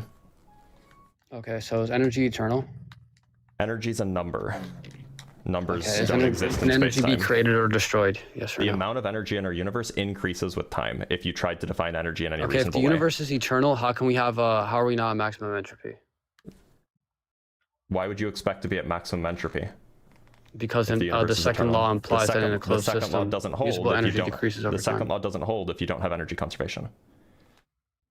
Okay, well, if you're going to claim that energy is not conserved, then I'm telling you that the first law states that energy is conserved in a closed system. The first law is false when applied to the entirety of the universe. I'm going to give you the argument. So I'm telling you that Okay. the first law states that energy is conserved in a Yep. closed system. That's what it says. It's false. Okay. It's strictly false when applied to our universe. It's I'm not that our telling universe you. is not a closed system. It's that our universe doesn't obey the first law of thermodynamics at a cosmic scale. I'm saying that if you're claiming energy is not conserved, okay, I'm saying that where energy appears to be not conserved, It's not coming from absolute nothing. It is. That's the point. Yes, it is. No, it's not. This is not a conserved quantity. This is not Energy something no. this is not something that must come It's from coming somewhere. from the quantum vacuum. No, okay, so the point is that the total energy of our universe increases over time. If our So are you universe trying has to a finite claim amount that of energy. energy is not conserved to argue that something could come from nothing? Nope, I'm not trying to argue that. I'm just correcting your misunderstood physics. I'm not even making an argument. No, you're misunderstanding the physics. Not me. Yes, I have a PhD in physics, and you, a mere 21-year-old, definitely understand this better than I do. Well, yeah, I'm just saying, so you're not trying to claim that something could come from nothing, right? I'm not making any arguments about anything right now. I'm just correcting your misunderstood physics because it sounds like you're trying to make an argument from misunderstood physics. Okay, can you provide evidence? Evidence for what? Do you have an example of energy being created from absolute nothing? I can give you an example of the total energy of our universe increasing. Okay, what is that? Like, what are you talking about? Well, so if the total energy of our universe increases, where did it come from? If the total energy of the universe increases, where does it come from? Yeah. I've already told you. It doesn't come from nothing. It could come So from where does it quantum come from? vacuums, The gravitational quantum vacuum fields. is already in our universe. So how can it come from Gravitational something that's fields. already within the universe? Gravitational fields are also in our universe. How could it come from something Nobody in said the that universe? nobody said it can't come from something outside the universe. Those things are inside the universe. Quantum fields, the gravitational fields, these are in the universe. So those are already accounted for in the universe, in the total energy of the universe. Well, I mean, in general relativity, energy is locally conserved, right? Yeah, it's not globally conserved. That means in any small region of space-time, energy is conserved. Yep. Okay, globally, energy conservation is more complicated because of the expansion, right? Mm-hmm. But that doesn't mean energy can come from typed nothing. this into ChatGPT, absolutely. No, that doesn't mean energy can come from nothing. Well, it means that, in fact, global energy is not even well defined. Global energy is not well defined. Right. Okay. And so if you don't even have a notion of energy, a coordinate invariant notion of energy for the universe as a whole, then there's no way to even talk about whether or not the universe is an isolated system in the sense of the second law of thermodynamics. Well, do we both agree that the first law states that energy is conserved in a closed system? The first law of thermodynamics is a derived statement. So we kind of define a closed system as those systems in which energy is conserved. Okay, so the first law of thermodynamics states that energy is conserved in a closed system. I'm arguing that the universe is a closed system. Give me an argument why it's not a closed system. Because energy is not conserved in our universe. And we can prove this. We can prove this by describing the energy of our universe and seeing how it's increasing with time. So you're saying that, I guess, the second law doesn't apply because the universe is not a closed system. Saying the second law doesn't apply because well, sure, if you take closed systems to mean something that conserves energy, yeah. So you're making a positive true claim that we don't, conserve energy. Therefore, yes, and we have no reason to believe that the universe. You'll find it in every GR textbook after 1997. Okay. Well, I guess, yeah, go ahead. Okay, so you can define energy in a few different ways. The standard way would just be the sum total kinetic energy of each particle in its own rest frame, plus all of the associated fields. Now, what we do know is that if the universe was static, namely if the universe had an unchanging, well, actually, the easiest way that we can do this is we can just look at the something called a killing field. Do you know what a killing field is? No, explain it. Okay, a killing field is a vector field that generates a symmetry. In this particular case, we want a killing field that is time-like. A time-like killing field is what would allow you to have a conserved energy. This is a phenomenon that you get from Noether's theorem, which is where energy conservation is derived from. However, a time-like killing field requires that the universe is static, that the metric that we use to describe the universe is static. And indeed, we go out and look at the world. The metric is not static. Things are moving around. Hence, there is no time-like killing vector field for our universe. Hence, there is no conserved energy.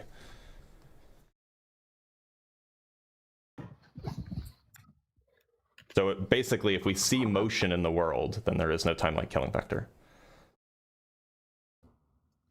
Okay, so you're saying that there is no energy conserved in the universe. Mm-hmm. and the first law and the second law doesn't apply Yep. because of that. Yeah. And we don't have, like, there is no, like, global conservation of energy in the same way there is in, like, Newtonian physics. Right. Well, Now, presumably this was leading to an argument from God, but I imagine that that argument from God probably isn't working anymore. I'm saying that the second law of thermodynamics is statistical, and it says that, I mean, It is local statistical, energy. yeah. Well, I'm saying that local energy conservation still holds. Yep. Global does not. And this doesn't mean energy can come from nothing. Nobody said energy can come from nothing. I'm just saying that the total energy of our universe is... If you're going to define a total energy of our universe at all, it's not conserved. It changes with time.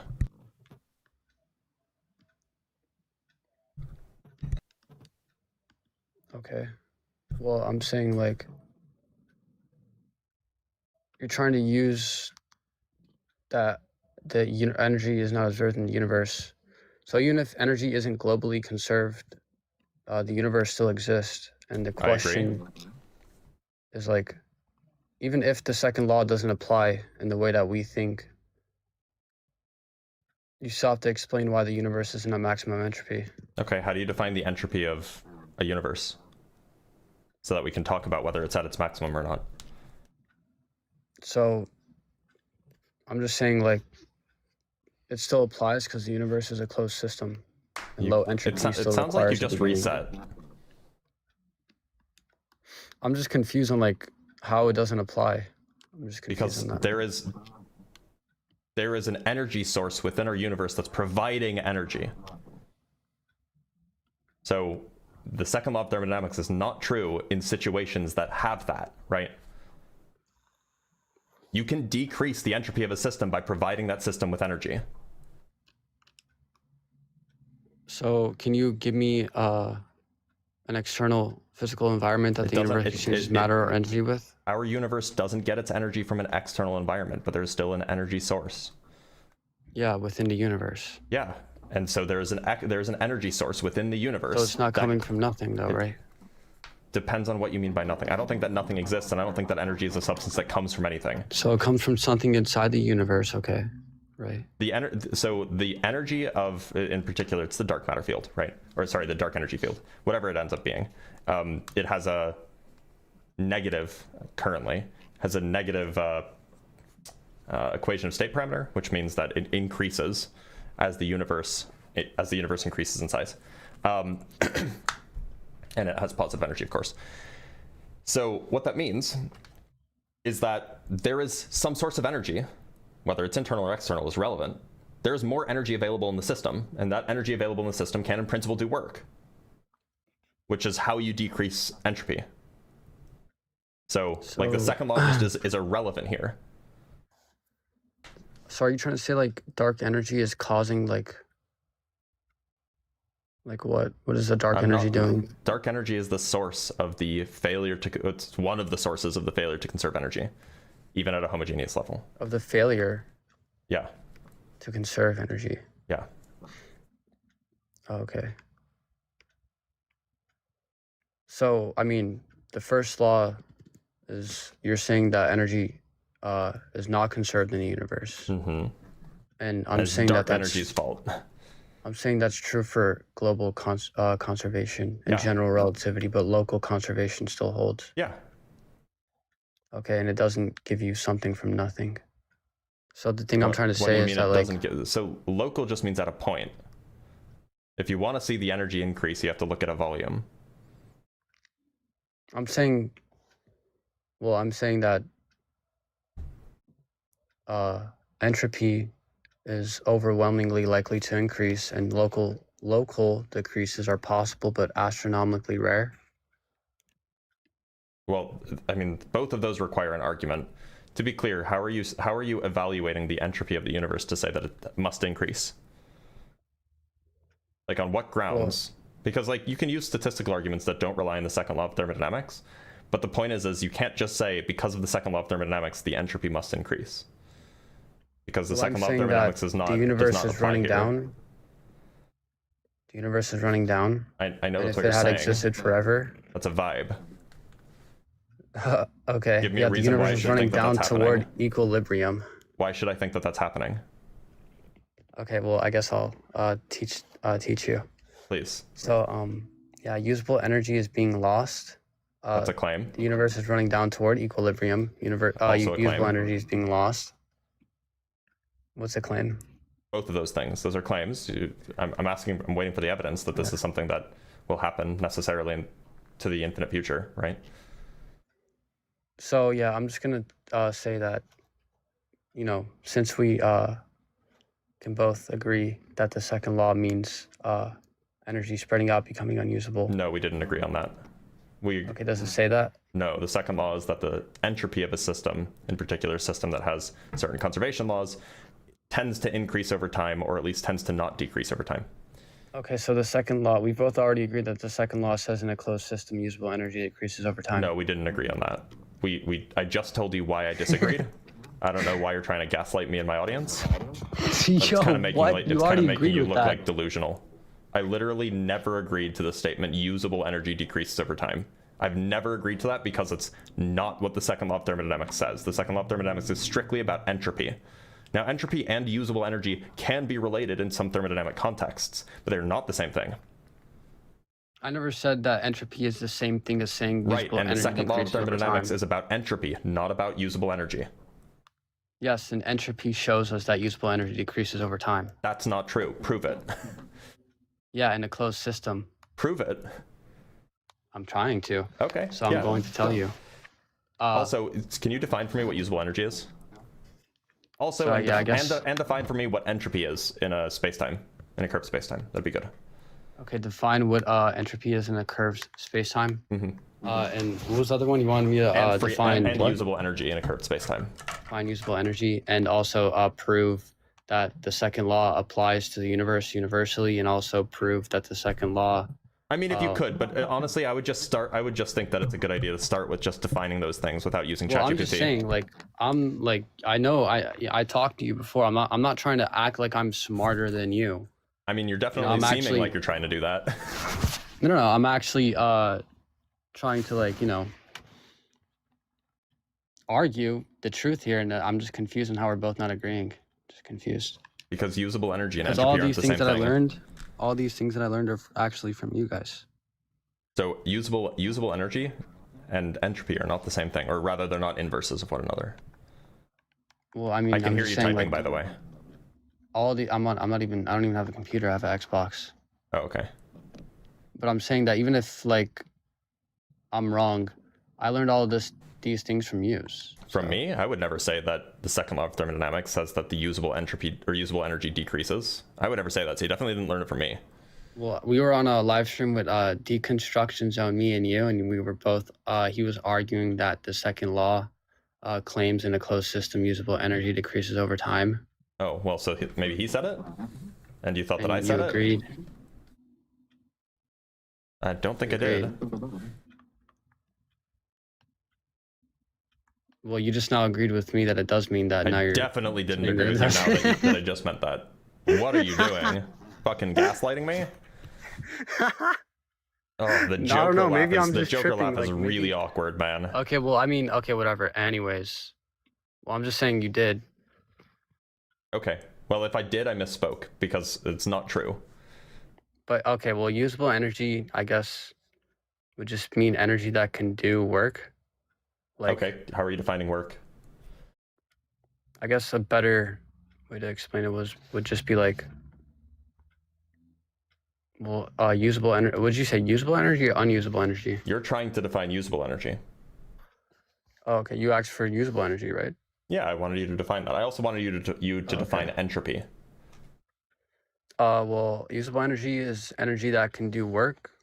Okay, and work is? Cause change. Work is a very specific thing. Work is defined classically as a force contracted, or a force. I'm saying the inner product of a force contracted with a path length.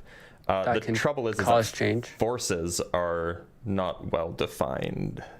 Move objects, heat In things, or particular- power processes. gravity is not a force in a GR setting, so gravity can't do usable work, or doesn't have usable energy. According to this definition. So I never said gravity creates order. Nobody ever said anything about gravity creating order. The point is I never even said gravity. Right, but gravity is a counterexample to your definition of usable energy. What is the definition I'm using? That it's something that does work, or something that you can use to do work. I'm giving you a description of what I would mean by work. Okay. Which would be can cause change, move objects, heat things, or power processes, or it's energy that is concentrated, so it's like organized. Vague. Energy is a number. I don't know what it means for it to be concentrated or organized. So the chemical energy in gasoline is usable because you can burn it to power an engine. Okay, that is an extensive definition. I would like an intensive definition. The heat from the sun is usable because it can warm the earth and drive. That's also an extensive definition. Okay. I'd like an intensive definition basically I'm asking for an actual definition rather than examples. Okay. Well, what was the problem with energy being usable means that usable energy is energy that can do work? What was the problem with that? Because, I mean, in that sense, then you'd have to say that gravity can't do work. I already told you that gravity doesn't create order. Gravity can do work, though. Gravity can create local structure, but it still increases nobody said anything about order. Overall. The question was about whether it can do work. Gravity can do work. I told you it can create local structure like stars, but it still increases total entropy. Why are we overall. talking about local structure or entropy? We're talking about what work is. You're saying that gravity can also do work. Gravity can do work, yes. I'm saying yes, it can create local structure, but it still increases total entropy overall. Look, and we still need to define what entropy is. But the issue is that if you're gravity using, doesn't reverse the second law. It I'm operates not within it. claiming that. My point is that in general relativity, gravity is not a force, so it can't do work. But the way that you're talking about work is in the sense of like, in the same way gasoline can do work, gravity can do work, i.e. we can use it to do productive things. So the definition of work that you're giving is not compatible with GR. So the definition that I gave was work, and I gave you a description of what I mean by work. Yeah, okay. Is there a mathematical description so we can calculate it, or is it just a vibe? Okay, so a mathematical description of usable energy being defined as work that can cause change. Well, yeah, so you could say that usable energy is energy that is available to do work, and then you would need to provide a mathematical definition of what work is. A mathematical definition like of what work is. Yeah, why like are we like? Okay, why do I have to like go so deep into the definition of the words? Like, what are we doing here? So to be clear, energy is a number. It's not a. It's a number. So like it has a value, right? So I should be able to figure out what the value of the, what number the usable energy is. It's not just a vague idea. The second law of thermodynamics is about something very specific, and if you're saying it's the amount of usable energy goes down, if you're saying that in some setting the amount of usable energy goes down, what that means is that the change of some number, so there's a formula for it, the change of some number is negative as time proceeds forwards. So you have to tell me how I can figure out what that number is. Otherwise, we got nothing. Well, Otherwise, this is not even a law. Okay, well, you're asking for the mathematical definition, and I just wanted to say, like, I don't really know why you're really trying to see how far. My point is there isn't one. There also isn't one for entropy. At least not one that is compatible with GR. Well, I'm just saying. Wait, are you saying that there isn't a mathematical definition of usable energy? There is not an agreed upon mathematical definition of usable energy or entropy in GR. Oh, okay. What is exergy? Fuck if I know. That's a chemistry thing and a mechanical engineer or an engineering thing. I've never seen it in a physics context. Okay. Well, I'm sure that physicists use it, but I'm sure the second law of thermodynamics says that in any real process, exergy decreases. Wait, so do you know what exergy is? Do you know what exergy is? You want me to define the word? Well, I mean, yeah, I'd like you to tell me it right now, because it sounds like you just asked me a question about what exergy is, and then you read a sentence that has exergy in it, but you don't know what it is, which makes me think that you're just typing it into ChatGPT. No, I didn't ask you what it is. I asked you if you know what it is. Okay, so do you know what it is? I was going to tell you that Yep, keep stalling. in thermodynamics, usable energy is technically called exergy, or available energy. It's defined as the maximum amount of work that can be extracted from a system Okay, as so it comes into equilibrium with its surroundings. okay, so we're reading off of ChatGPT. That's just an ad hominem. Is it true? Just ad hominem. No, Why didn't you deny it?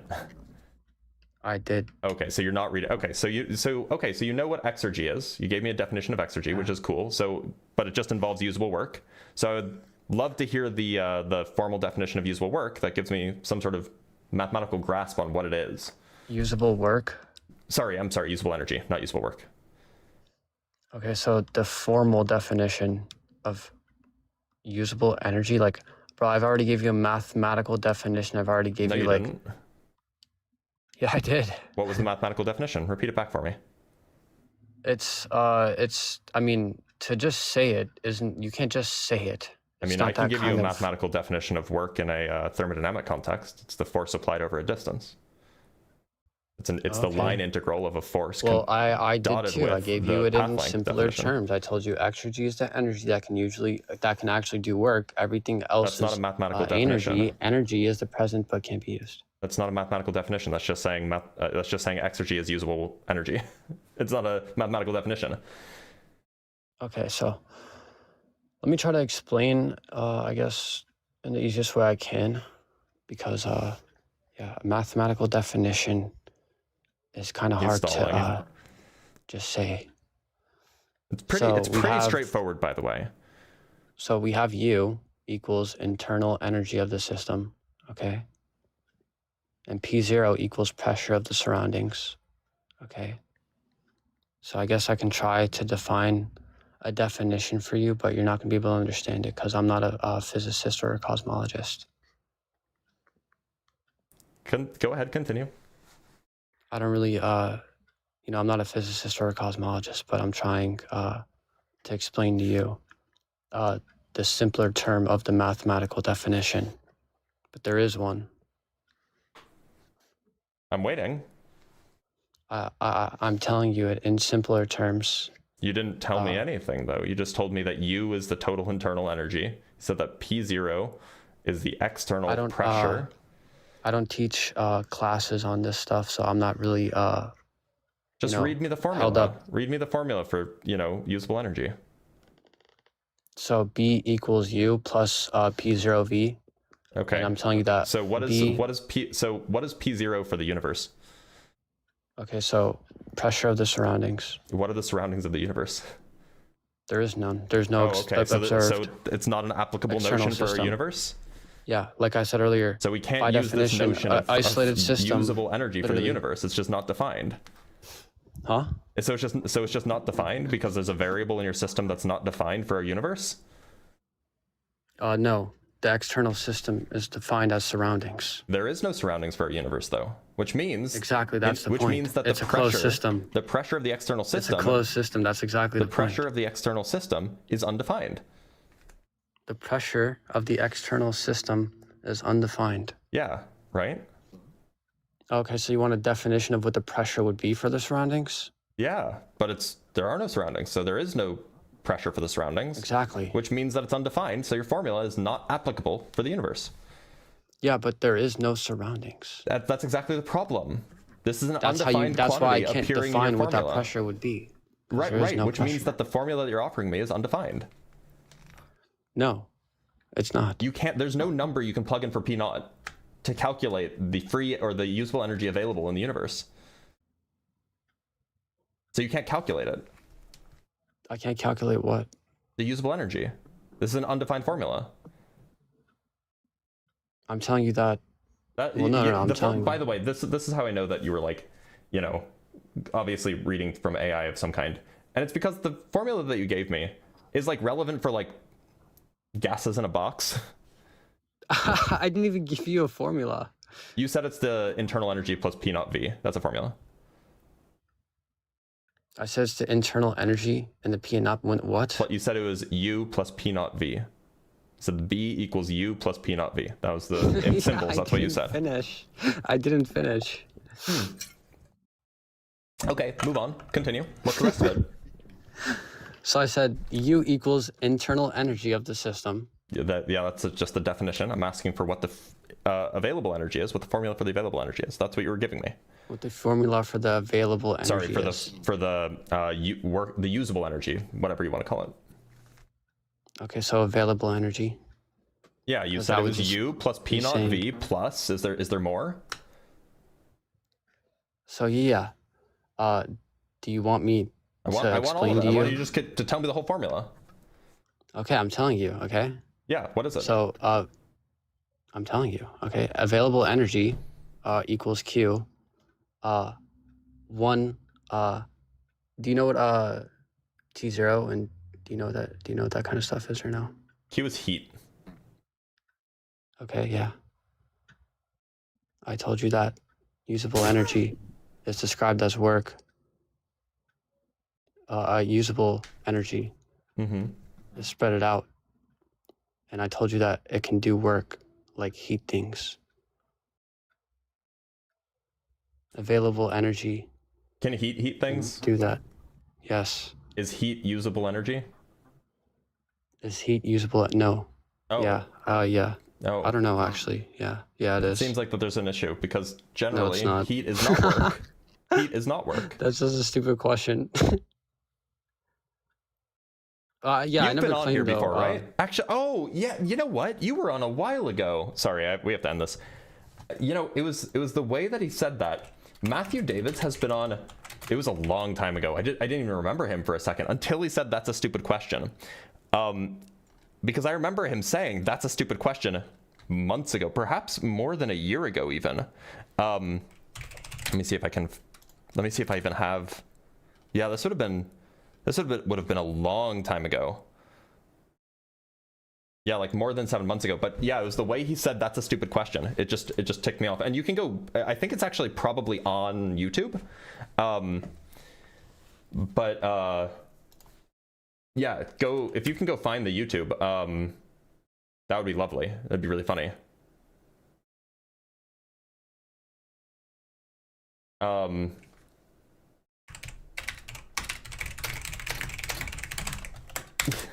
That's a stupid question. That's a good it's a good reference to DS9 as well. All right, let's read some super chats. By the way, to be clear, his entire argument collapses because he doesn't know anything about physics, but that's kind of normal. From Fraulein vom Amt with the €2, thanks for intelligent content. Well, you're welcome. From Veronica Cromit with the $10. Fun fact, Alan Turing, as a fellow at Cambridge, took a class from Wittgenstein. Even if you don't read more Wittgenstein, the transcripts of the class are pretty neat. Oh, that's interesting. From Grimmy with the $5, would it be accurate to describe energy as an output rather than a substance? It's an output of a formula, yeah. From Ordinary Heathen with the $5, whenever I try to kill time, I just end up finding a mathematical symmetry. It's such a drag. That's a good joke, by the way. That is a good, excellent joke even. From Mr. Pecho with the $20, killing fields, pulling teeth, let the hair down, Blitz. Stream is metal as fuck today. True, but we need another 59,000 likes before we can get there. Hasselblad, longtime buddy. Thank you for the galaxy and the second galaxy. From Leonard Opab with the $2. Hi Blitz, I'm ready to be next. Eager to chat. We shall see. From Doubting Thomas with the $10, does the BGV theorem place serious constraints on the possible cosmological models, so much so that you need to add substantial theoretical structure to make an eternal past cosmological model viable? I don't think so.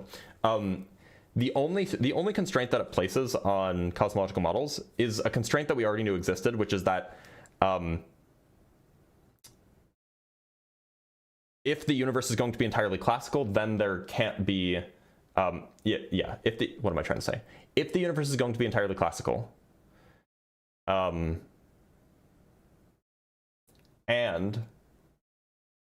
there's no energy condition violations happening, then you will get a singularity into the past. But we know that quantum field theory does violate various energy conditions, and we know that classical GR does break down.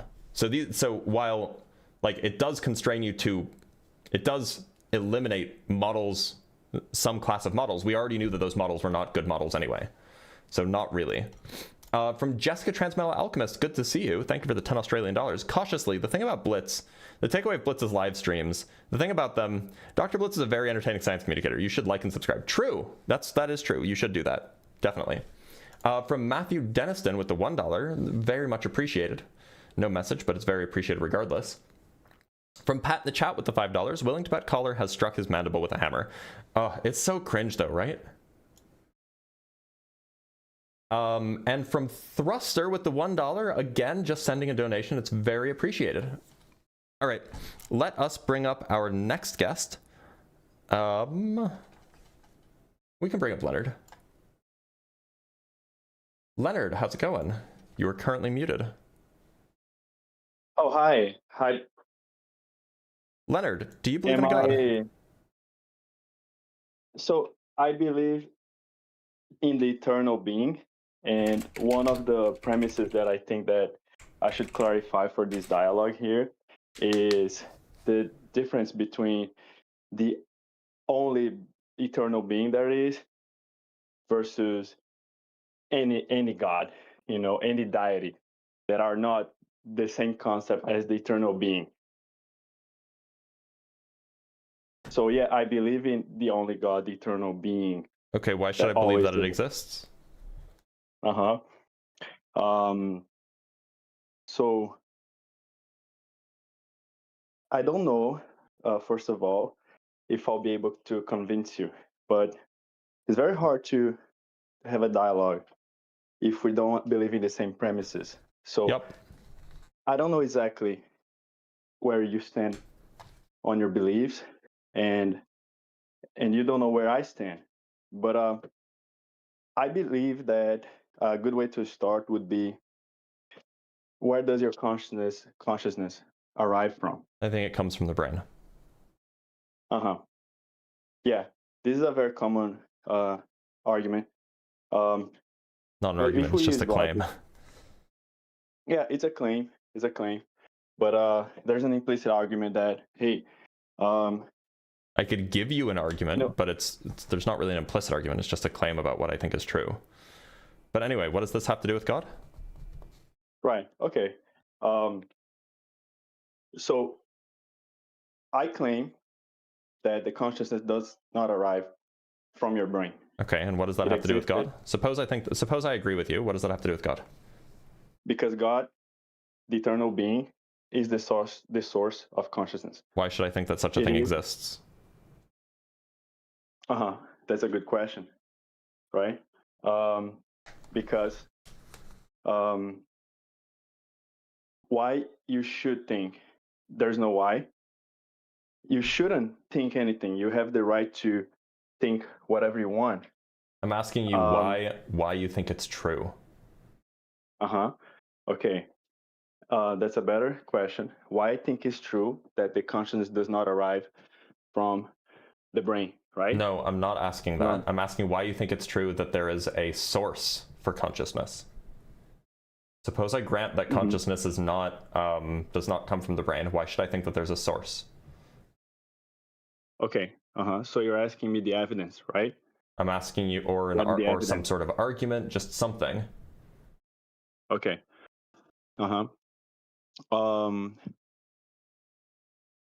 When has, I know this is rhetorical, but when has consciousness arrived? How can we pinpoint? Is this going to be an argument? Because it sounds like a question. No, it is an argument. Okay, so then make the argument. But arguments aren't questions. Well, they could be. They can't because yes, they can. An argument is a list of premises followed by a conclusion. But questions can't elicit contradictions and limitations. So rather than doing that, just make the argument. Okay, so I argue that consciousness does not arrive from the brain. I've already granted that. I've already granted that. For the sake of argument, I'm already agreeing with you on that. Now, why should I think that there is a source for the consciousness? Okay. All What right. is the So you argument agree for with that? that? Why there is a source? Here's the thing. I saw that one of the arguments that you make about, and I know it's a long stretch, but please bear with me. One of the arguments that you make is that there's no reason for the universe not being infinite and, as I understand, eternal. Like, you think that Can you there just give me is a the argument for possibility? there being a source for consciousness? No, wait. I'm getting there. Okay, well, it shouldn't have anything to do with my arguments in the past. Completely unrelated. You should be able to write down your argument on a piece of paper without talking to anyone. So what's the argument? Okay. I'm coming from previous knowledge that I have, but if you want me to erase any previous knowledge from other debates that you've had and just set the argument, I'll try to do that. So, the universe can have existed. The universe can be eternal, but it also can not be eternal. There might be a point in the past where the universe came into existence. At the same time, there might be a point in the past where the universe already existed and has always existed, and we cannot set hey, in the universe started existing here. Through my observations and my reasoning, I believe that there is a source for consciousness that comes before the universe came into existence. And I believe the universe did come into existence.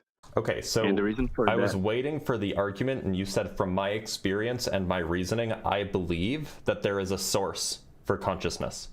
I'm asking for the reasoning for why you think there is a source for consciousness. Yes, you just told me that you do believe there is a source, not the reason for why you believe that there is a source. I was setting out I was still building the argument. So the reason I believe there is a source is because, for me, it is a logical impossibility that there is a eternal sequence of causality that infinitely stretches to the past and never ends. And what's the logical impossibility? That there is an infinite sequence of causality. I know. So like, what is the contradiction that you're saying exists if there's an infinite past? There cannot logically be an event that leads to an event that leads to an event in the past that never ends. Why not? What's the contradiction? Because then there must be a, then you cannot know the origin of the single origin of anything. Basically. What's the contradiction? I don't know what the contradiction is. Why'd you say it's logically impossible then? How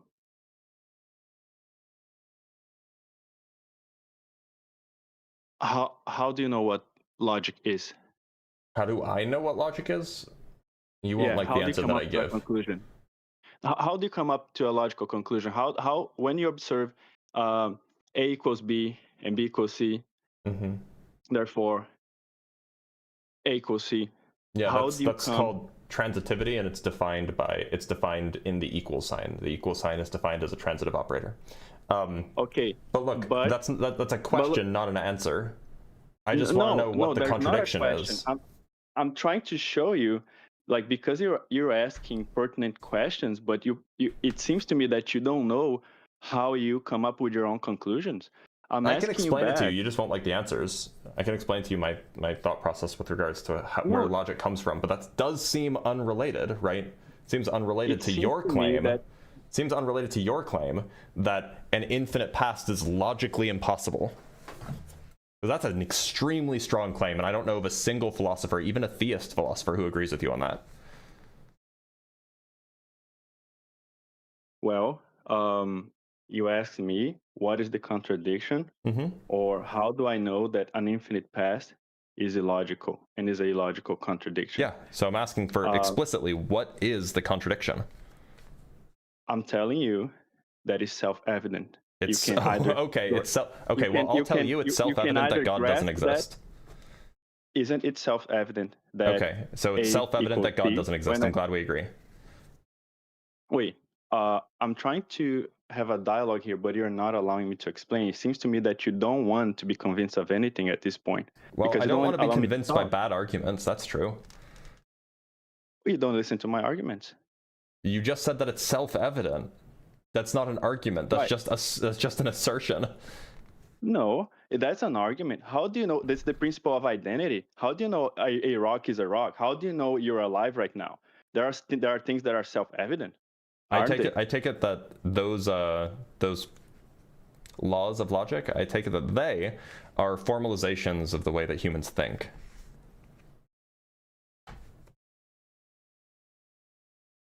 They're formalizations. Okay.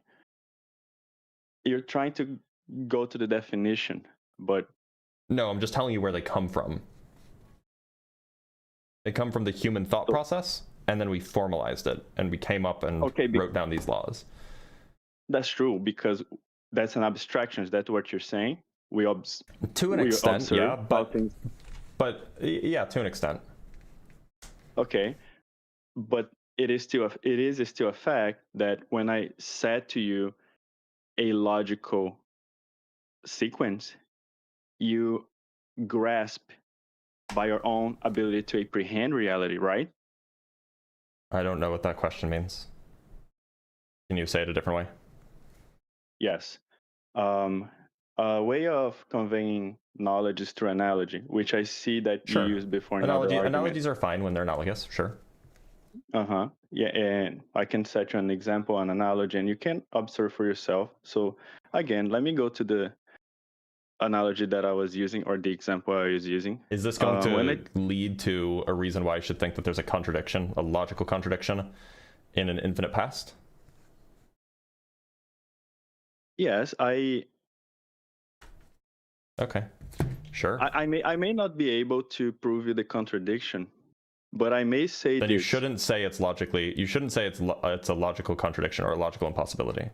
If you can't substantiate the contradiction, you shouldn't say that.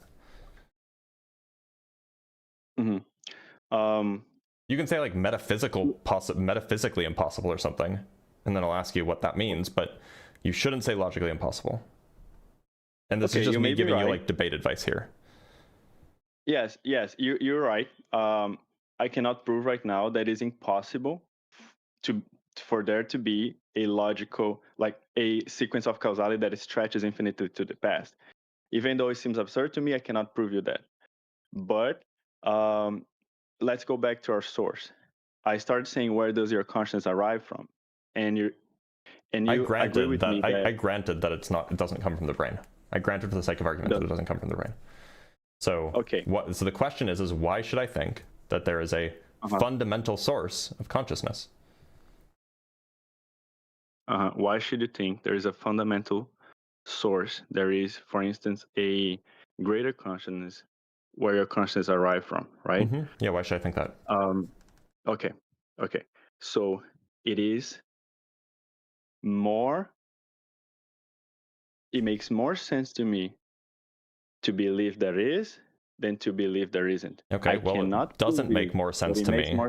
It doesn't make more sense to me, so why should I believe it? Okay, so are you open for me to tell you the reasons why it makes more sense to me? Yeah, hopefully these are pieces of evidence or arguments or something like that. Okay, so one evidence for that is that there is no single proof of how you think or why you think how you think, why you are you. What does that have to do with the source? because we don't know what causes, for instance, a synapses. We don't know the trigger. We don't know Well, right now. yes, we absolutely do. Like, obviously we do. It's neurotransmitters. But even setting that aside, I've already granted that the brain is not the cause of consciousness. That consciousness doesn't come from the brain. I've already granted that. I know you're used to arguing against materialists or physicalists or something. I've granted. Suppose idealism is true. Why should I think that there is a fundamental unifying source for consciousness?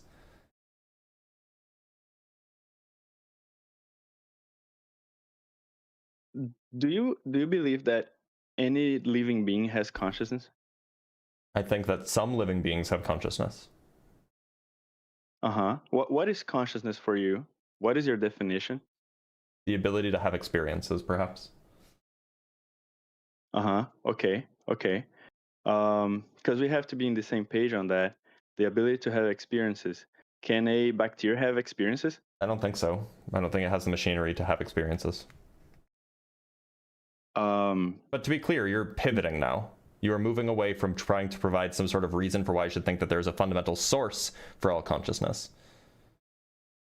I don't think so, because I'm trying to understand if my definition of consciousness is your definition of consciousness, so that, because if you say, hey, I agree with you, now we're on the same page, you still haven't convinced me, but we may not be on the same page. We may be on the same page. Okay, then give your definition of consciousness. Form.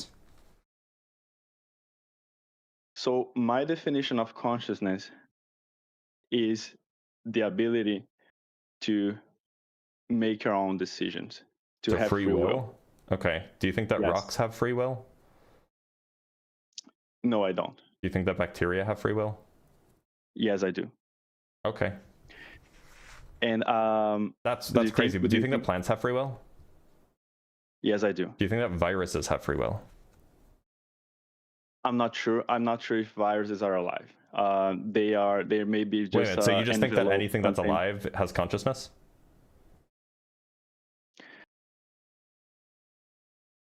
It may be the case. I'm not sure. Sorry, I'm not anything sure. that's alive has free will. That's an even crazier claim. I haven't said that. Can you give me an example of like a, because like, just to be clear, bacteria are extraordinarily simple organisms, so much so we can just simulate them on a computer. So like, where's the free will? You can understand something to a depth where you know how it will behave, and it still may be something that has its own. Well, no, we know the mechanisms that causes desire. these things to do the things that they do, and it's not like some vague free will. It's just like chemicals. Right. Still, can you prove that they are completely driven by the external events to it? I'm pretty sure we can, but let's go look together.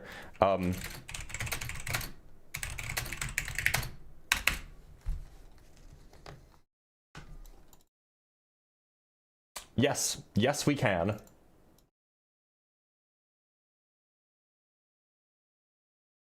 We have complete computer models of organisms, so yes.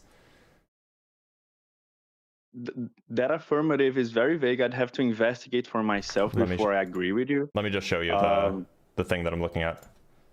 Oh, you won't be able to see it, but the audience will. Okay. Researchers produce first complete computer model of an organism. This was July 19th, 2012. This was 14 years ago. This is like old science. I'd have to go deep on it. I'm not saying you're wrong or right, but I'd have to go deep on it, because you're saying that bacteria is super simplistic. I don't know if I agree with you. First of all, let's go into the genetics part of it. For instance, bacteria can. By the way, here's another one which is interesting. This one's from this year actually. Simulating life, 4D whole cell model of a minimal bacteria. And so here they say, simulating the complete life cycle of a minimal bacterial cell in 4D space and time, from DNA replication to protein translation to metabolism and cell division, and nanoscale resolution, has recapitulated how every molecule within that cell behaved over the course of a full cell life cycle. So they have simulated the entire life cycle of a single bacterium. Like, but simulating and building a model for a possible hypothetical bacteria that is just like the real bacteria doesn't mean that all of those bacteria will behave just like the model. Plus, there is an important thing: bacteria change constantly. They mutate their DNA constantly. All right, let's Google. Can we prove that bacteria behave mechanistically? Well, let's just type that into Google. There is a paper that we can pull up called "Can Bacteria Think?" This is from 2024. The mapping of the Drosophila neural, and this was, where was this published? EmboRep? I don't know what EmboRep is. I don't know where this is published. I actually don't know if this is a real paper. The mapping of the Drosophila neural connectome is a scientific tour de force, but could bacterial communication be just as sophisticated? So they talk about bacteria. This is a long article. Wait a minute, hold on. Never mind, this is not an article, because this is not a reputable article, because the guy says, although I am not in any sense a neuroscientist. So I'm just not going to read it anymore. Let's go find another source, see if there's anything else. Here's one from 2015 called The Mechanical World of Bacteria. In the wild, bacteria are predominantly associated with surfaces as opposed to existing as free-swimming isolated organisms. They are thus subject to surface-specific mechanics, including hydrodynamic forces, adhesive forces, the rheology of their surroundings, and transport rules that define their encounters with nutrients and signaling molecules. Here we highlight the effects of mechanics on bacterial behaviors on surfaces at multiple length scales, from single bacteria to the development of multicellular bacterial communities such as biofilms. So here they're giving a mechanistic description of bacteria. Here they're talking about bacterial mechanosensing, which is a mechanism. It's like a physical mechanism. So, I mean, like, it seems like there's a lot of mechanisms describing how bacteria function, like actual bacteria, not simulated ones. Right, please. But listen to this. Even if you build a model that could predict a certain bacteria or a group of bacteria, whatever is the case, bacteria change all the time. They exchange DNA with their environment. This is an argument from ignorance. For what? This is an argument from ignorance. No, not necessarily. It is. You're saying, oh, well, you know, they haven't simulated every bacteria. Maybe there's this other bacteria that they haven't simulated, that because bacteria change all the time, that will have free will. That's not what I'm saying. Sorry, Sounds like that's what you're saying. Interrupt you, but that's not what I'm saying, though. What I'm saying is that even if we could simulate every bacteria that exists right now, even if we knew, we don't know all the bacteria that will exist in a second from now in the world, or in that's irrelevant. 10 years from now. Your claim is that bacteria have free will. If we can simulate even a single bacterium, then it proves that not all bacteria have free will. Right? No, because my point is the change in life itself, evolution, is part of the evolution of consciousness.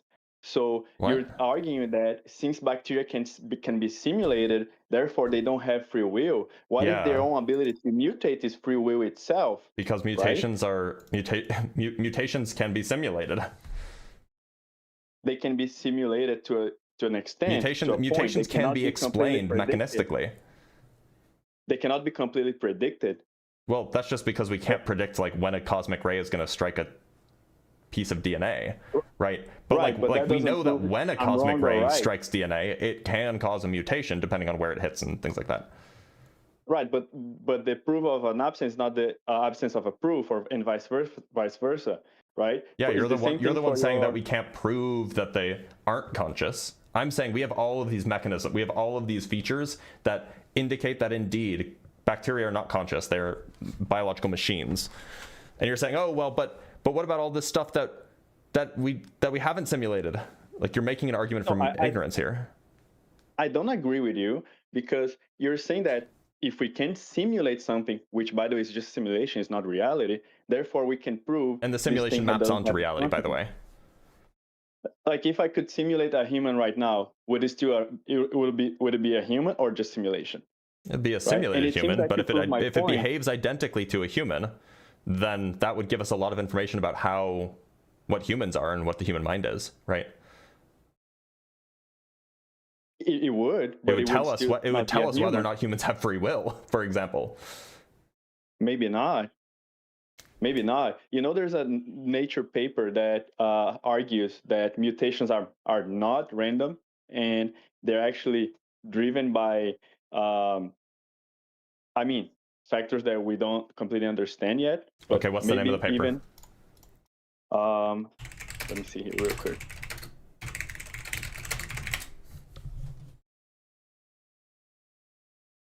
Is the paper called "Mutations Are Not Random"?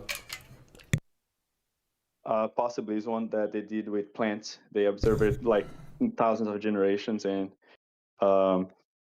It is it's so okay. So I'm just yeah. going to read this for everybody so we can all see what it says.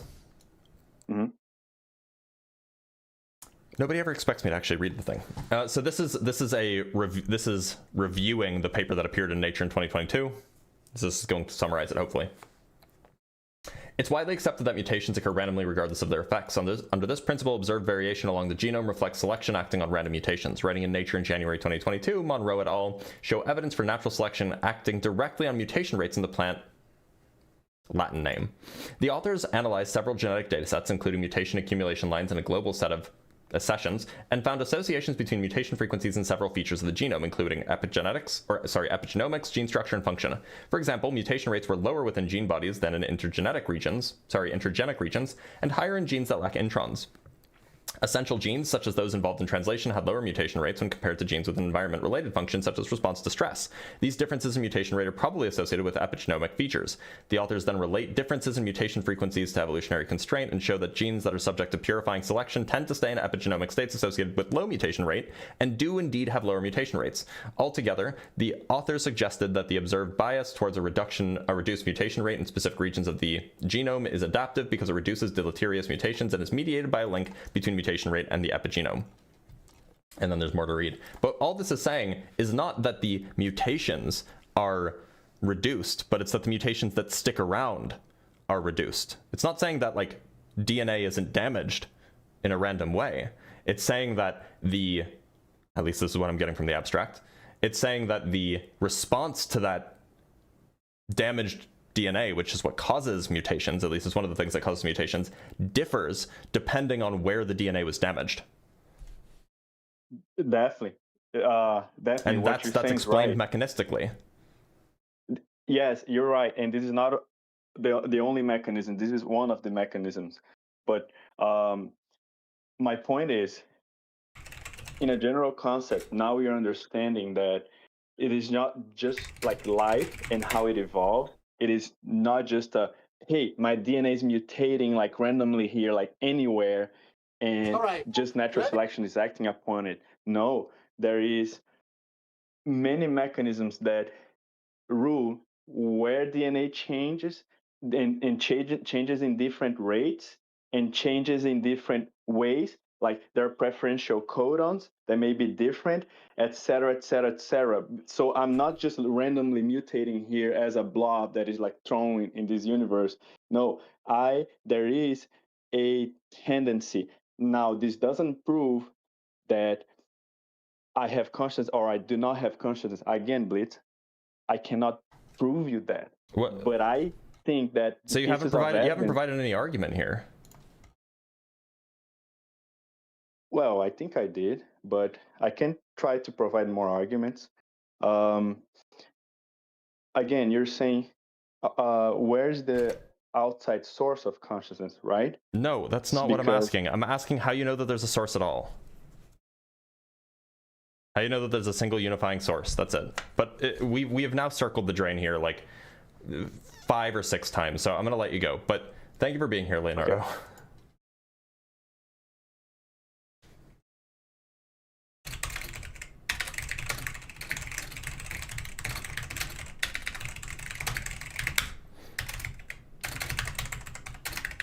Sorry, it was Leonard, not Leonardo. Also this.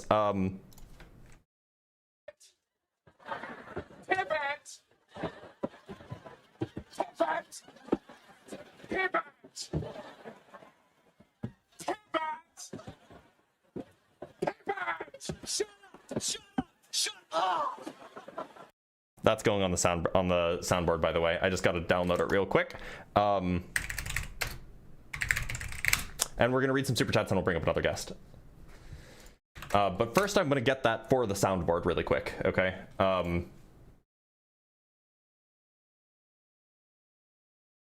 Download.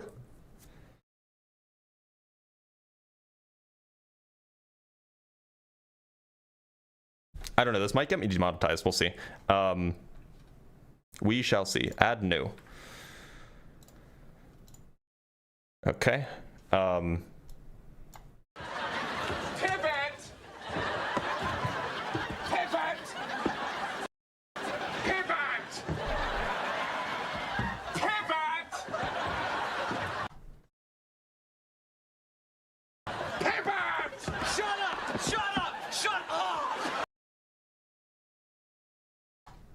All right, we are adding it. I hope I got the right chunk. It'll take 10 minutes, but then we'll have it. All right, let us read some super chats and we'll bring on our next guest. From Will Day with the $2, bro was flexing his ASMR skills for a second there. Yeah, people like to do that a lot. I don't know why, but from Rafa Yen Chalupsky. Or Chalevsky, thanks for making the gym a little less painful. I'm sorry I butchered your name. Rafa Yen Chalevsky. I think that's correct. From Relax with Russell ASMR with the $10. Sean Carroll has a really good lecture series for physics and he emphasizes conservation of momentum rather than energy because he says energy is not conserved universally. You just help me understand. Yeah, Sean Carroll is a really good science communicator. He's good at explaining things. From Vikanuk with the 7 Canuck bucks. Please make Ross shooting pivot. Yeah, so it was this. That's why I was getting it. From Grimmy with the $2. Cosmic rays mentioned. Hell yeah. Well, yeah, cosmic rays are pretty great. And from Vikanuk again with the almost 3 Canuck bucks. Crap, I've been shouting. Here's more money about it. Well, we're doing it. And from Doc Pleroma Not with the $5. If bacteria have free will because mutations are unpredictable, then my washing machine has libertarian agency every time it makes a weird noise. True. Absolutely true. All right. So let's see what. Okay, it's still under review. That's fine. Okay, so let's bring up a guest from TikTok.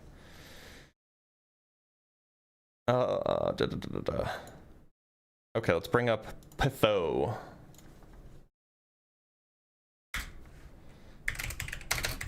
Pitho, how's it going?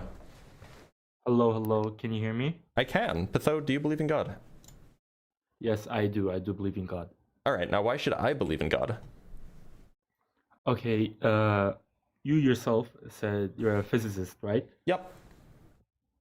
Yeah, and you have a PhD, which is really cool in my opinion. Yep. But I have a few questions, like, can something be made out of nothing? I suspect not. I don't think that there ever was nothing, though. Yeah, but like, also, energy cannot be created or destroyed, right? Is a law of No, not energy. really. It's a good approximation to the laws of physics here on Earth, but it's not a good it's not true in the universe as a whole. Yes, but like. By the way, do you think that something can come from nothing? I do not believe that something can come from nothing because it's impossible. How did God make the universe? That's the thing. God doesn't have to abide to these rules. Okay, so you do think something can come from nothing? Yes, in the sense of our world, like as we're living, we can't. But okay, so why should I think that something can come from nothing? See, my point is, a higher being that would create the universe and create like everything, he won't have to abide the rules he makes. Okay, yeah. So you're giving me an example of something coming from nothing. Yes, pretty much. We don't know if so you think that something can come from something. Anything. You think that something can come from nothing. Yeah. Got it. Okay, continue. We don't know where God has come from, how he is properly, but we know he made everything. Well, I mean, that's the claim anyway. Yeah, I personally am a Muslim, right? And I don't follow the religion blindly. I always question everything. And the conclusion I've come to myself, which I like to tell people if they're curious themselves, that's why I try to like join you and tell you,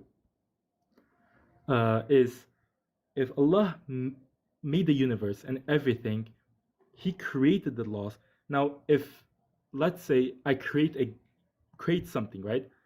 I'm not saying like I'm as higher being as him, but like still I make the rules for it. I, as a creator of that game, would I have to necessarily follow the rules? I would not, especially in the look. Something can't be made from. So the principle, something can't come from nothing, is not a law of physics. It's a metaphysical principle. Right. This is not like a law that was. This is not like a rule that was programmed into the game. This is a metaphysical principle. Right. It's arrived at in some sense via logical deduction. Although it's not quite that strong. There's some extra stuff that goes into it, but it's not a law of physics. So I don't think that anything can come from nothing, whether or not you're God or not. Yeah, we know that, but like the thing is, we don't. This know is not a anything rule about that God can evade. It's not a rule. It's just a metaphysical principle. Yeah, but like it's a rule that God Himself put there. No, for the it's universe not. itself. This follows merely from introspection by considering the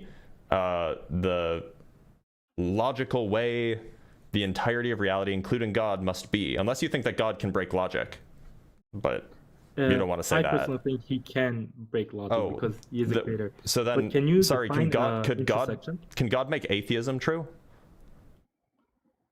What do you mean? Can God make atheism Yeah, true? could God make atheism true? Elaborate on it, please. Yeah, atheism being that there exists no God. Yeah, but like here's the thing, atheism. I personally don't see the way atheists believe too much, like how the earth, how the universe was made, like the Big Bang. Wait, why are you avoiding my question? Oh, which question, please? Can God make atheists true? Can God make atheism true? I personally can't grasp that entire question you say because can God make atheism true? Can God make it so that it is true that there is no God while still existing?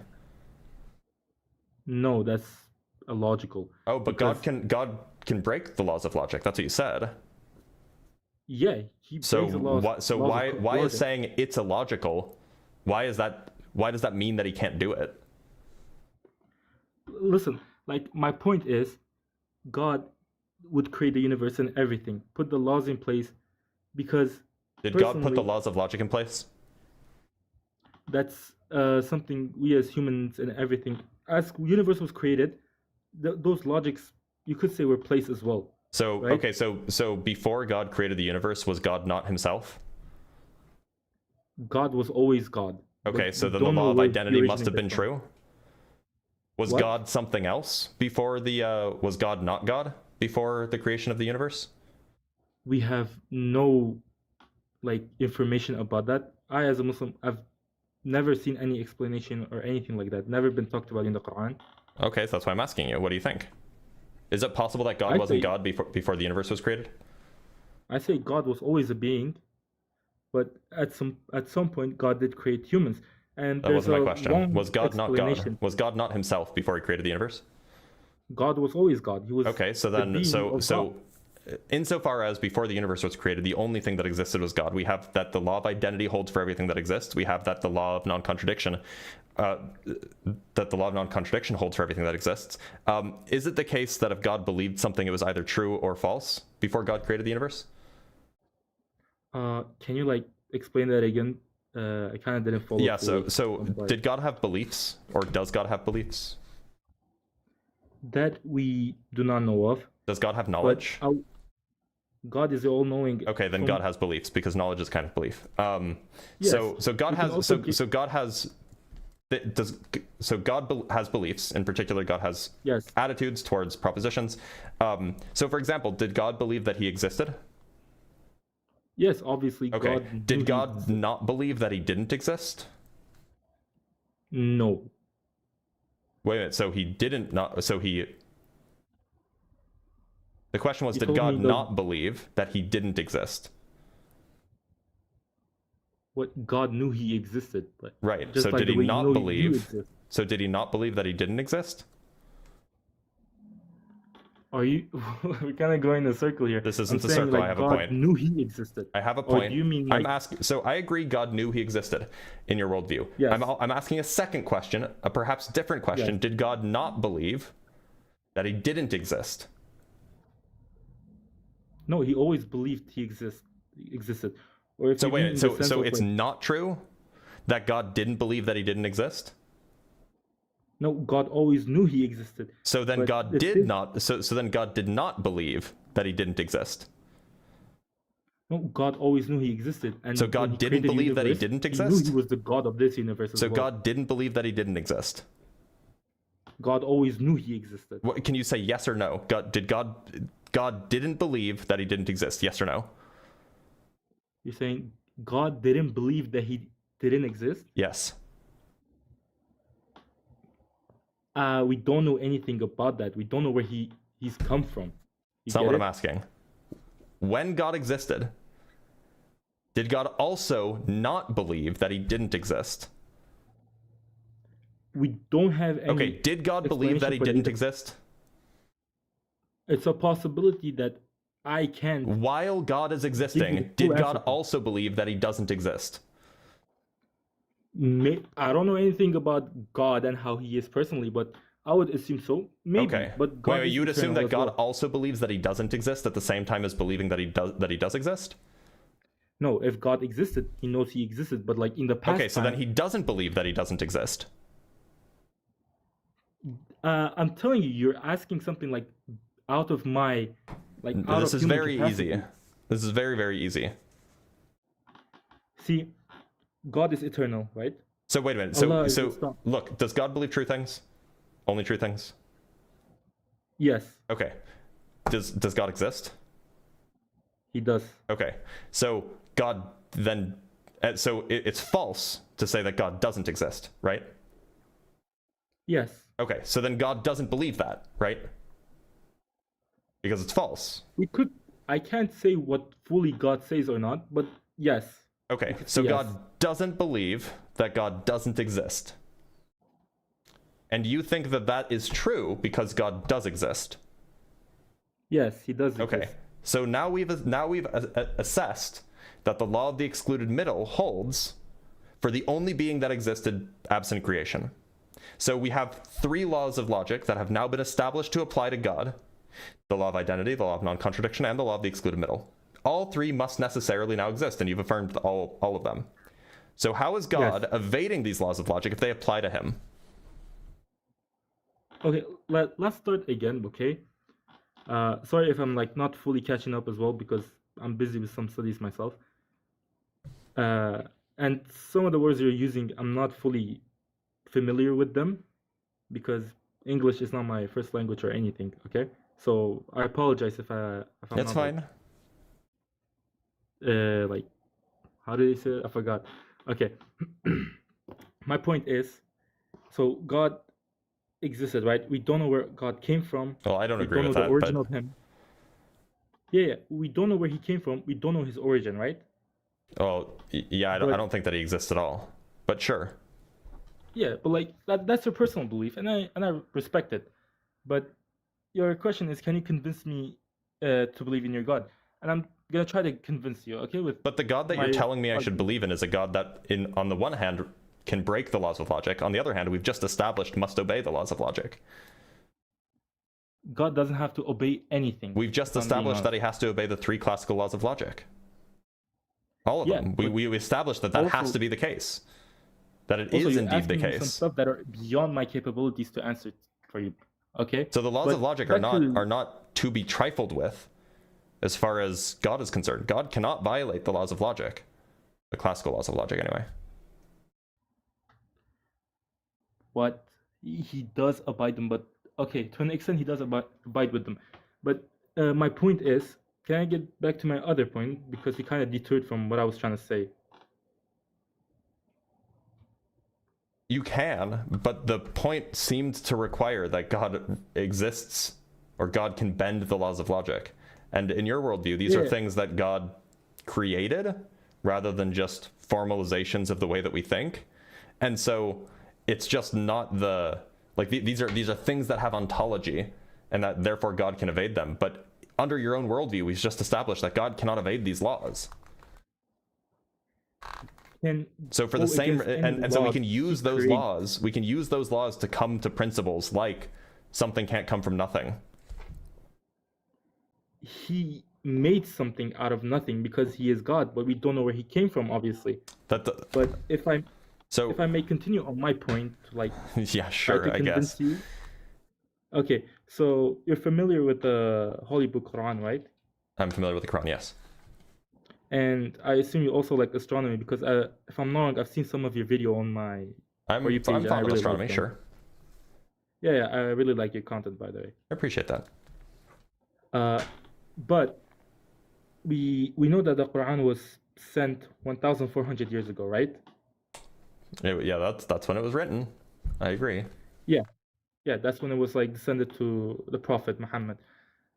So the things in it that solidified my belief in Quran and in Allah is he talked about the universe in such details that we are just discovering now, and that was way Can you give me an before, example? right? Like composition of stars, how stars are made. Okay, yeah. and Can you stuff give me like the that. example and then point to the earliest known non-Quranic source that says that? What do you mean, like? Well, how a star is made? look, I'm very familiar with this claim. I've heard it 100 times before. The claim is something like, well, Muhammad couldn't have known about this stuff, the XYZ Yeah. thing. Maybe it's about stars, or maybe it's about iron, or maybe it's about mountains, whatever it is.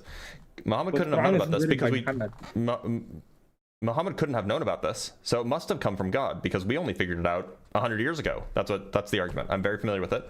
Nobody has ever given me an example of it, like an actual example of something that was in the Quran, and it was the first time that idea was ever discussed.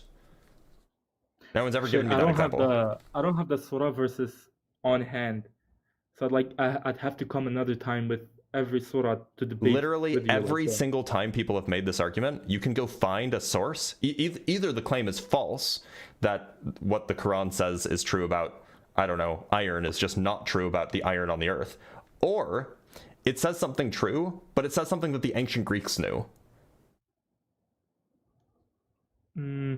But I've never bring seen an example of example. this actually being the case of Muhammad or of the Quran being the first documented case of this claim.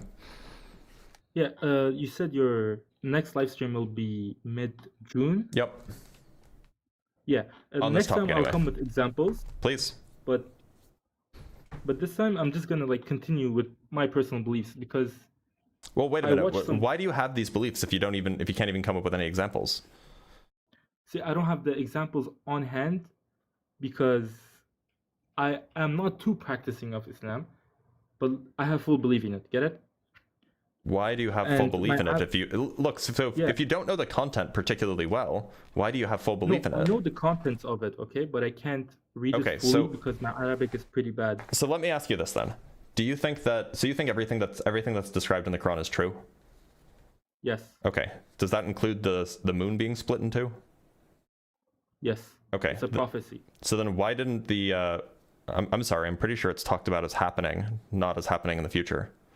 So you think it hasn't happened? Sorry, I messed that up. Yeah, it did cut in half, and then it was put together as Yeah. some people didn't believe in the prophet, and Right. God did that as like a. Right. So See, why didn't the Chinese record the moon being split in half? We do not know about that, if I'm being honest. The Chinese were prodigious astronomical record keepers.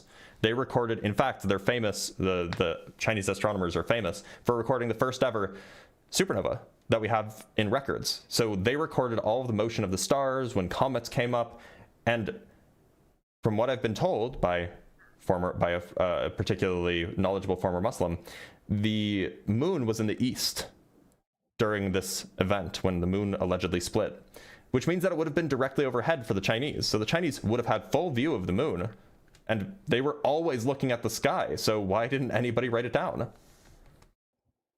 I honestly have no explanation on that. I would have to like do research on it myself. In fact, this seems like the kind of thing that if it happened, lots of people would have noticed, because at least in the ancient world, people spent a lot of time looking at the sky. And yet we have no That other is records true, of this though. ever happening except in the Quran. That is also true. I agree with you. So it seems more plausible that it just didn't happen. I would say more. I would lean on more that it did happen.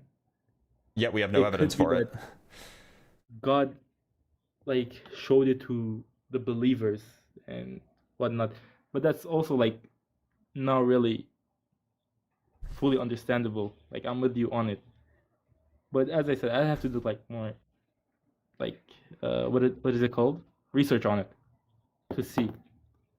So in order to know that it happened, if you take a kind of a traditional notion of what knowledge is, it's a justified true belief. So is it true? That's the thing in contention. Is it justified? There's a possibility it's true. Well, there's a smaller possibility that it's true than it's not true. Is it justified? Probably At the same not. time, Probably like, not, we because we have have no external documentation of this happening. So even we if you have believe it's true Chinese- and it's true, it doesn't mean that you have knowledge of it, because you don't have justification. do we have like Chinese research document? Like, what is the oldest one We have Chinese Mhm. Chinese astronomical records going back thousands of years. How many? Like 2, 3? Okay, I'm gonna go find the oldest Chinese astronomical record. Yes, please. They recorded a solar eclipse 2,700 years ago. Whoa. Okay, that's They cool. recorded a What comet happened? 2,600 years ago. They recorded a nova 2,500 years ago. These are just notable records, of course. These are not like just every record that's available. They recorded observation of sunspots 2,300 years ago. They recorded a supernova 1,800 years ago. They did the first record of a meteor shower 1,400 years ago. So yeah, they have been recording stuff for a long time. That is pretty cool to know. Thank you for like acknowledging me on this information. But continuing on like my belief, so you could view it in the same way I do, is the same thing, like scientific things talked about in the Quran, like how a baby is formed, right? A fetus is formed and the stages of development into a proper. But it gets it wrong. I've spoken with doctors, and it gets it wrong. It gets the order wrong. No, he doesn't. Yeah, it does. If you read it in Arabic, like if you look at the You Arabic, said yourself that your Arabic isn't that strong.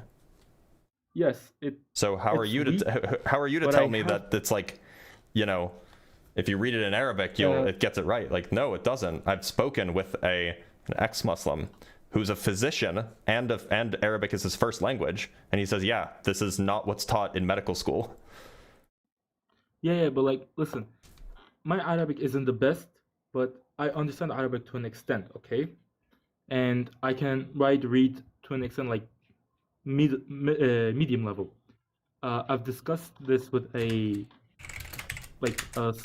not scholar, let's say, what do they call the man at mosque in English? Imam? Yeah, imam. Sorry, I was thinking of my mother language. That's why I couldn't remember. So I talked to the imam at my mosque. I asked him about it, and he told me if you read it and you decipher it, like cut it into pieces and look at it, it uses more like metaphors and whatnot to describe each stage, but it skips Right. many other stages. Get what I mean? You could say that. So here's a fluent It just- Arabic speaker who's also a physician. So he's exactly the kind of person who can evaluate whether or not the order of development as described by, in the Quran for a Oh. fetus is correct. Ems? So the answer is Hello. no. You know the Bugs Bunny meme with no? That's pretty much it. All Just right, no. what does it get wrong specifically in the fetal development? Every single thing. Oh. There's nothing right. Not a single stage. Well, that's shocking. Well, Is if he you go- claiming that it is right? Yes. Can you Okay, explain and to me, your like, proof? in step how? And Imam told him. An imam told him. Yeah. Okay. What is your name? Batho? My name is Bahauddin. You can call me Baha. Okay, Baha. Baha, could you Yeah. recite the verse? The verse? Uh, I don't have the verse on hand because I just joined on the get-go to like speak okay. of my belief. Get what I mean? Like I was just randomly scrolling and I was like, What "Oh, is the I first wanna stage talk type? about-" What is the first stage? of a fetus being made? No, in the Quran. Of the Quran, the first stage, I specifically don't know what the Quran says on the first stage. Then why are But- you defending it if you don't even know the? So obviously, the first stage is the semen. Yes, Like, the fertilization when it goes. No. Ignore what happens in reality. We're focusing on the fiction book. So the first stage Okay. in the fiction book is semen, Yes. and then that stays in the womb for 40 days, and then it turns to blood. Yes. Then it turns from blood after another 40 days to a piece of gum. Yes. And then after that, the soul is breathed into it, and the gender is decided, and then it turns into bone. Correct. And then after 40 days, the bone is covered in meat, and then a new creature is created. I just Does this sound Googled right it. to you? Well, I'm just trying to find the verse. Sorry. I can pull it up. It is 23:14. I'm searching It's 23:14. 14. Okay. verse 23:14, chapter 23:14.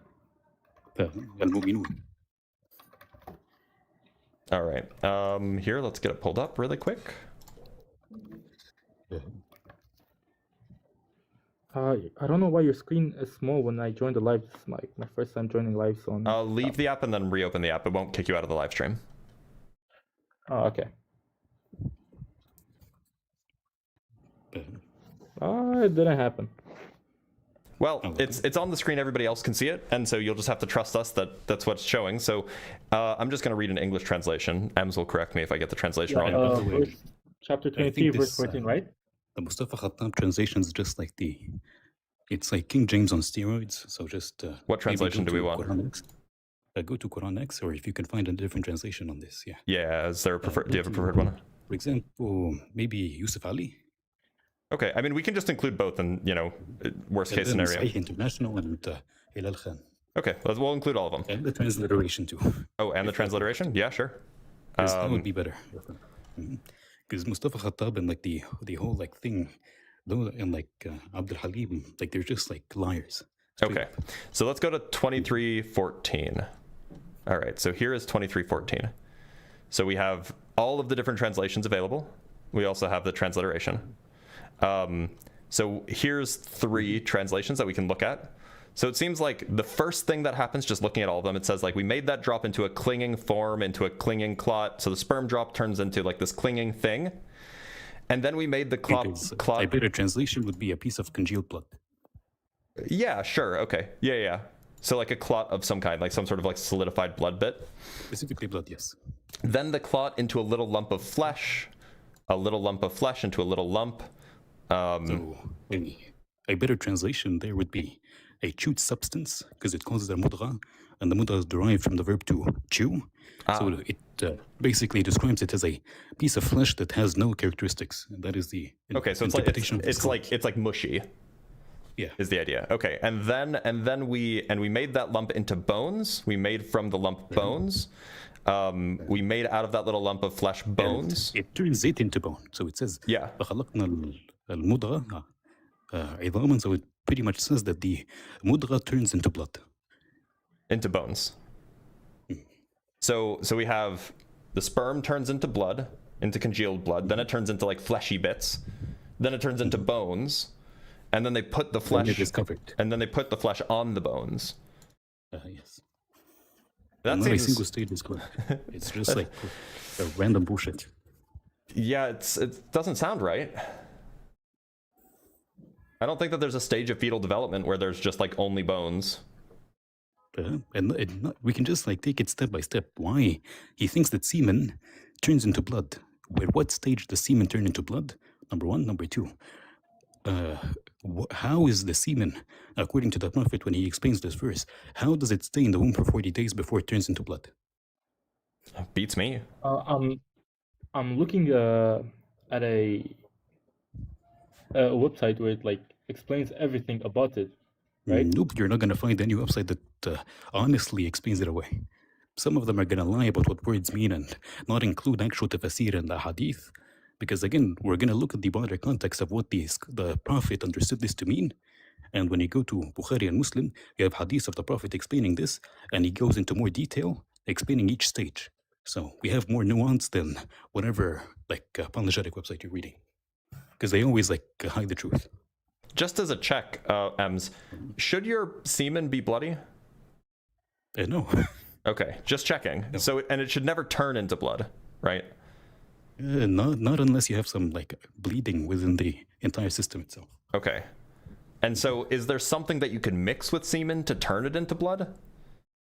I mean, it does. So it's saying that this would happen in the womb, in which the semen would turn into blood. Essentially, what is probably happening is that they looked at. What happened is he went to actually Greek philosophers and took what they saw. Right. But what they probably saw was just at the early stages of pregnancy or at the early stages of miscarriages, they're seeing blood clots. So they just assume that is the fetus when it is not. Because the fetus or the embryo at this stage would be too small to even notice unless you're looking for it. Okay, so it sounds like the medical consensus, and the medical consensus is this was not discovered only recently. The medical consensus is that the semen does not turn into a blood clot, which does not turn into a lump of flesh, which does not turn into bone, which then does not grow flesh later. In fact, this was a description from Galen, right?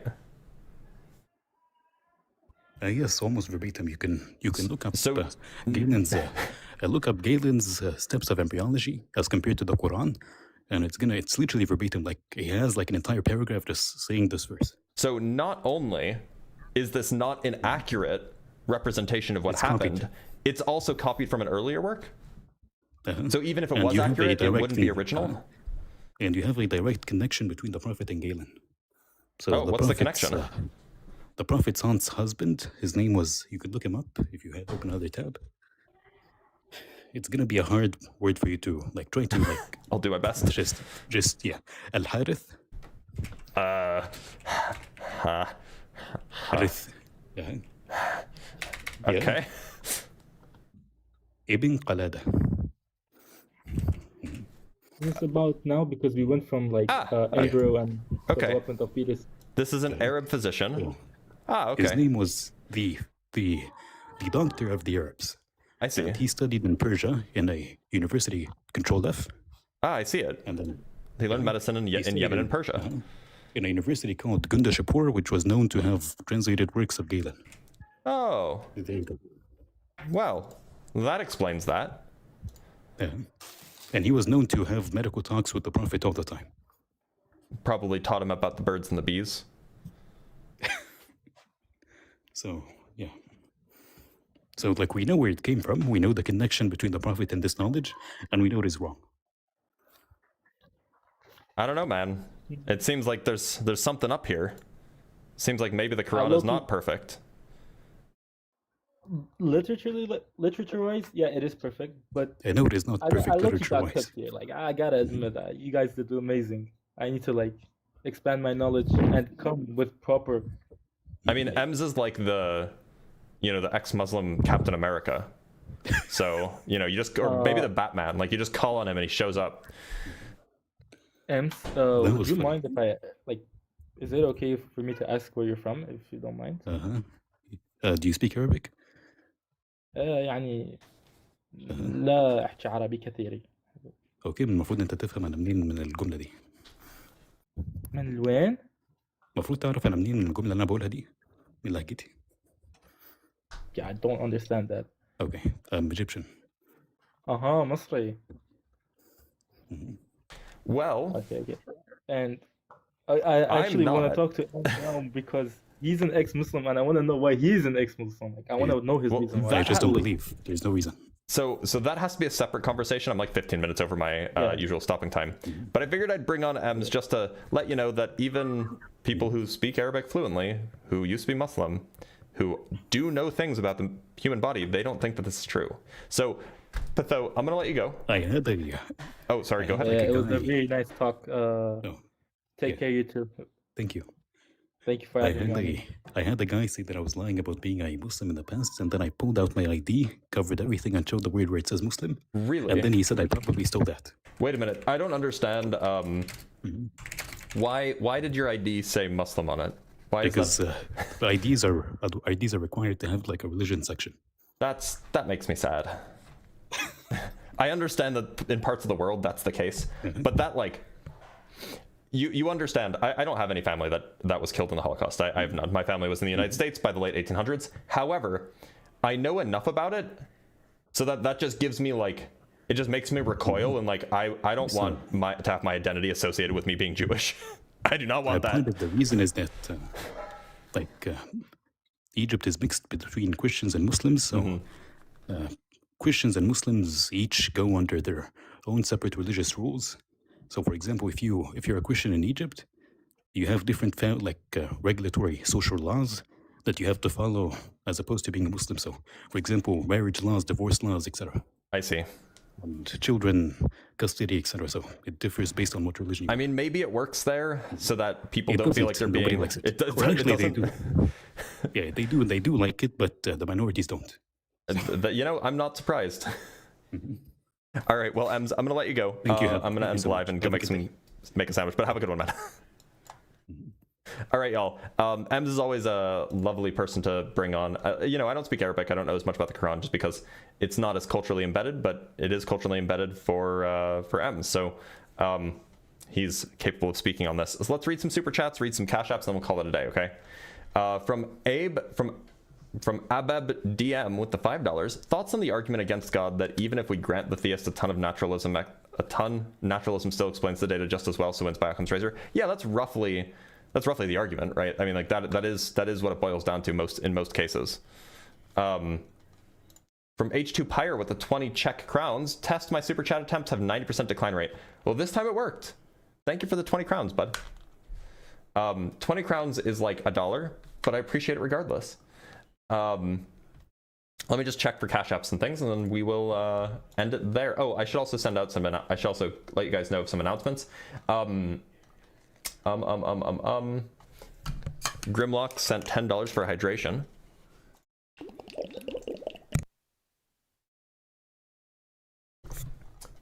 Shay sent $20 on Cash App for first conversation, second miscellaneous, third 0. Oh, conservation. Yeah. Oh, okay. This is a question about the second law, about the laws of thermodynamics. The first law of thermodynamics is energy conservation. The second law of thermodynamics is that entropy tends to increase in certain systems. The third law of thermodynamics is that you can never get to absolute zero through a finite number of thermodynamic processes. That's the cash apps that we have. We also got a coffee from Rachel saying, I love your content, enjoy your time off. I will. And I think that's it. Just a few quick announcements. Oh, you're making fun of people who try to use it. Okay, fair. Thank you for the context. So just a few announcements before we end things. First, also, if you did become a subscriber, if you became a paying member on any of the YouTube channels or became a subscriber on Twitch, I still don't know why it doesn't announce to me when that happens. I need to figure out a way to make that happen, but I'll work on it. Second thing, I will be gone starting the middle of next week. I will be gone until the middle of, I think January 9th is the day I get back. I'm going on a holiday with some family and some friends. I'm going to be in the Eastern Mediterranean, so that'll be fun, but I will be gone for like 2 weeks-ish. Or yeah, almost 2 weeks. Sorry, the middle of the second week of June, not January. June, definitely June. Yeah, I'll be gone until June 9th. Sorry. I leave on Wednesday and I'll be gone until June 9th. But I will still be trying to post YouTube video or TikTok videos, and I will try to make sure that I have some scheduled YouTube videos so that you won't miss out on too much stuff. That said, if you do want to support me during that time, there's still ways to do it. Obviously, there's Cash App, there's Patreon, there's buy me a coffee, all these things. If you want to help me pay for the vacation that is getting more and more expensive as time goes on, there's ways to do that, but you don't have to. It's planned for. So make sure to follow along, subscribe, just in case you want to catch the live stream when I'm back at the end, on June 9th or June 10th or so. Make sure to join the Discord server if you want announcements about when I'm live, what I'm doing, if you want updates on my trip, if you want pictures, maybe they'll go there. Consider that. Consider joining the Discord server. If you are a super fan on TikTok or a subscriber on Twitch and you would like access to the debate notes, this is key. This is very important. Join the Discord server. It's discord.gg/drblitz. And then submit a ticket with some sort of evidence that you are a super fan or a subscriber, like either a receipt or some screenshot from TikTok or something, and then we will give you a role that will get you access to those, the debate notes, and, you know, more specifically, the member benefit role that will have other stuff in it in the future. So make sure to do that if you want those perks. If you don't want those perks, then don't worry about it. But if you want the perks, you have to join the Discord server and then submit a ticket so that you can have the perk added for you. That's for Twitch subs as well. Currently, we are not integrated into Twitch because Twitch is being buggy. There's a whole thing. We're trying to get Twitch to make it happen automatically, but it hasn't happened yet. So for now, we're just doing it manually. If you're a member on YouTube, like $4 or $5 a month on YouTube, you can get access to those things automatically through YouTube. It's just on TikTok and Twitch that are not automatic yet. So yeah. So it's free to submit a ticket. Of course, it's just a Discord support ticket. You submit it on the Discord channel, but you have to be, you know, like a super fan, which is like $4 or $5 a month, or like a Twitch subscriber, which is like $5 a month. So otherwise you won't get the role. So I will be doing Unapologetic this weekend. I won't be doing it for the next 2 weekends. Anyway, I will see you guys perhaps tomorrow for more Kerbal Space Program. We'll see. No guarantees, but I will do my best. And one last super chat from Jesus Titty F and Christ with the $5, $5 for you, you quitter. Well, thank you so much, and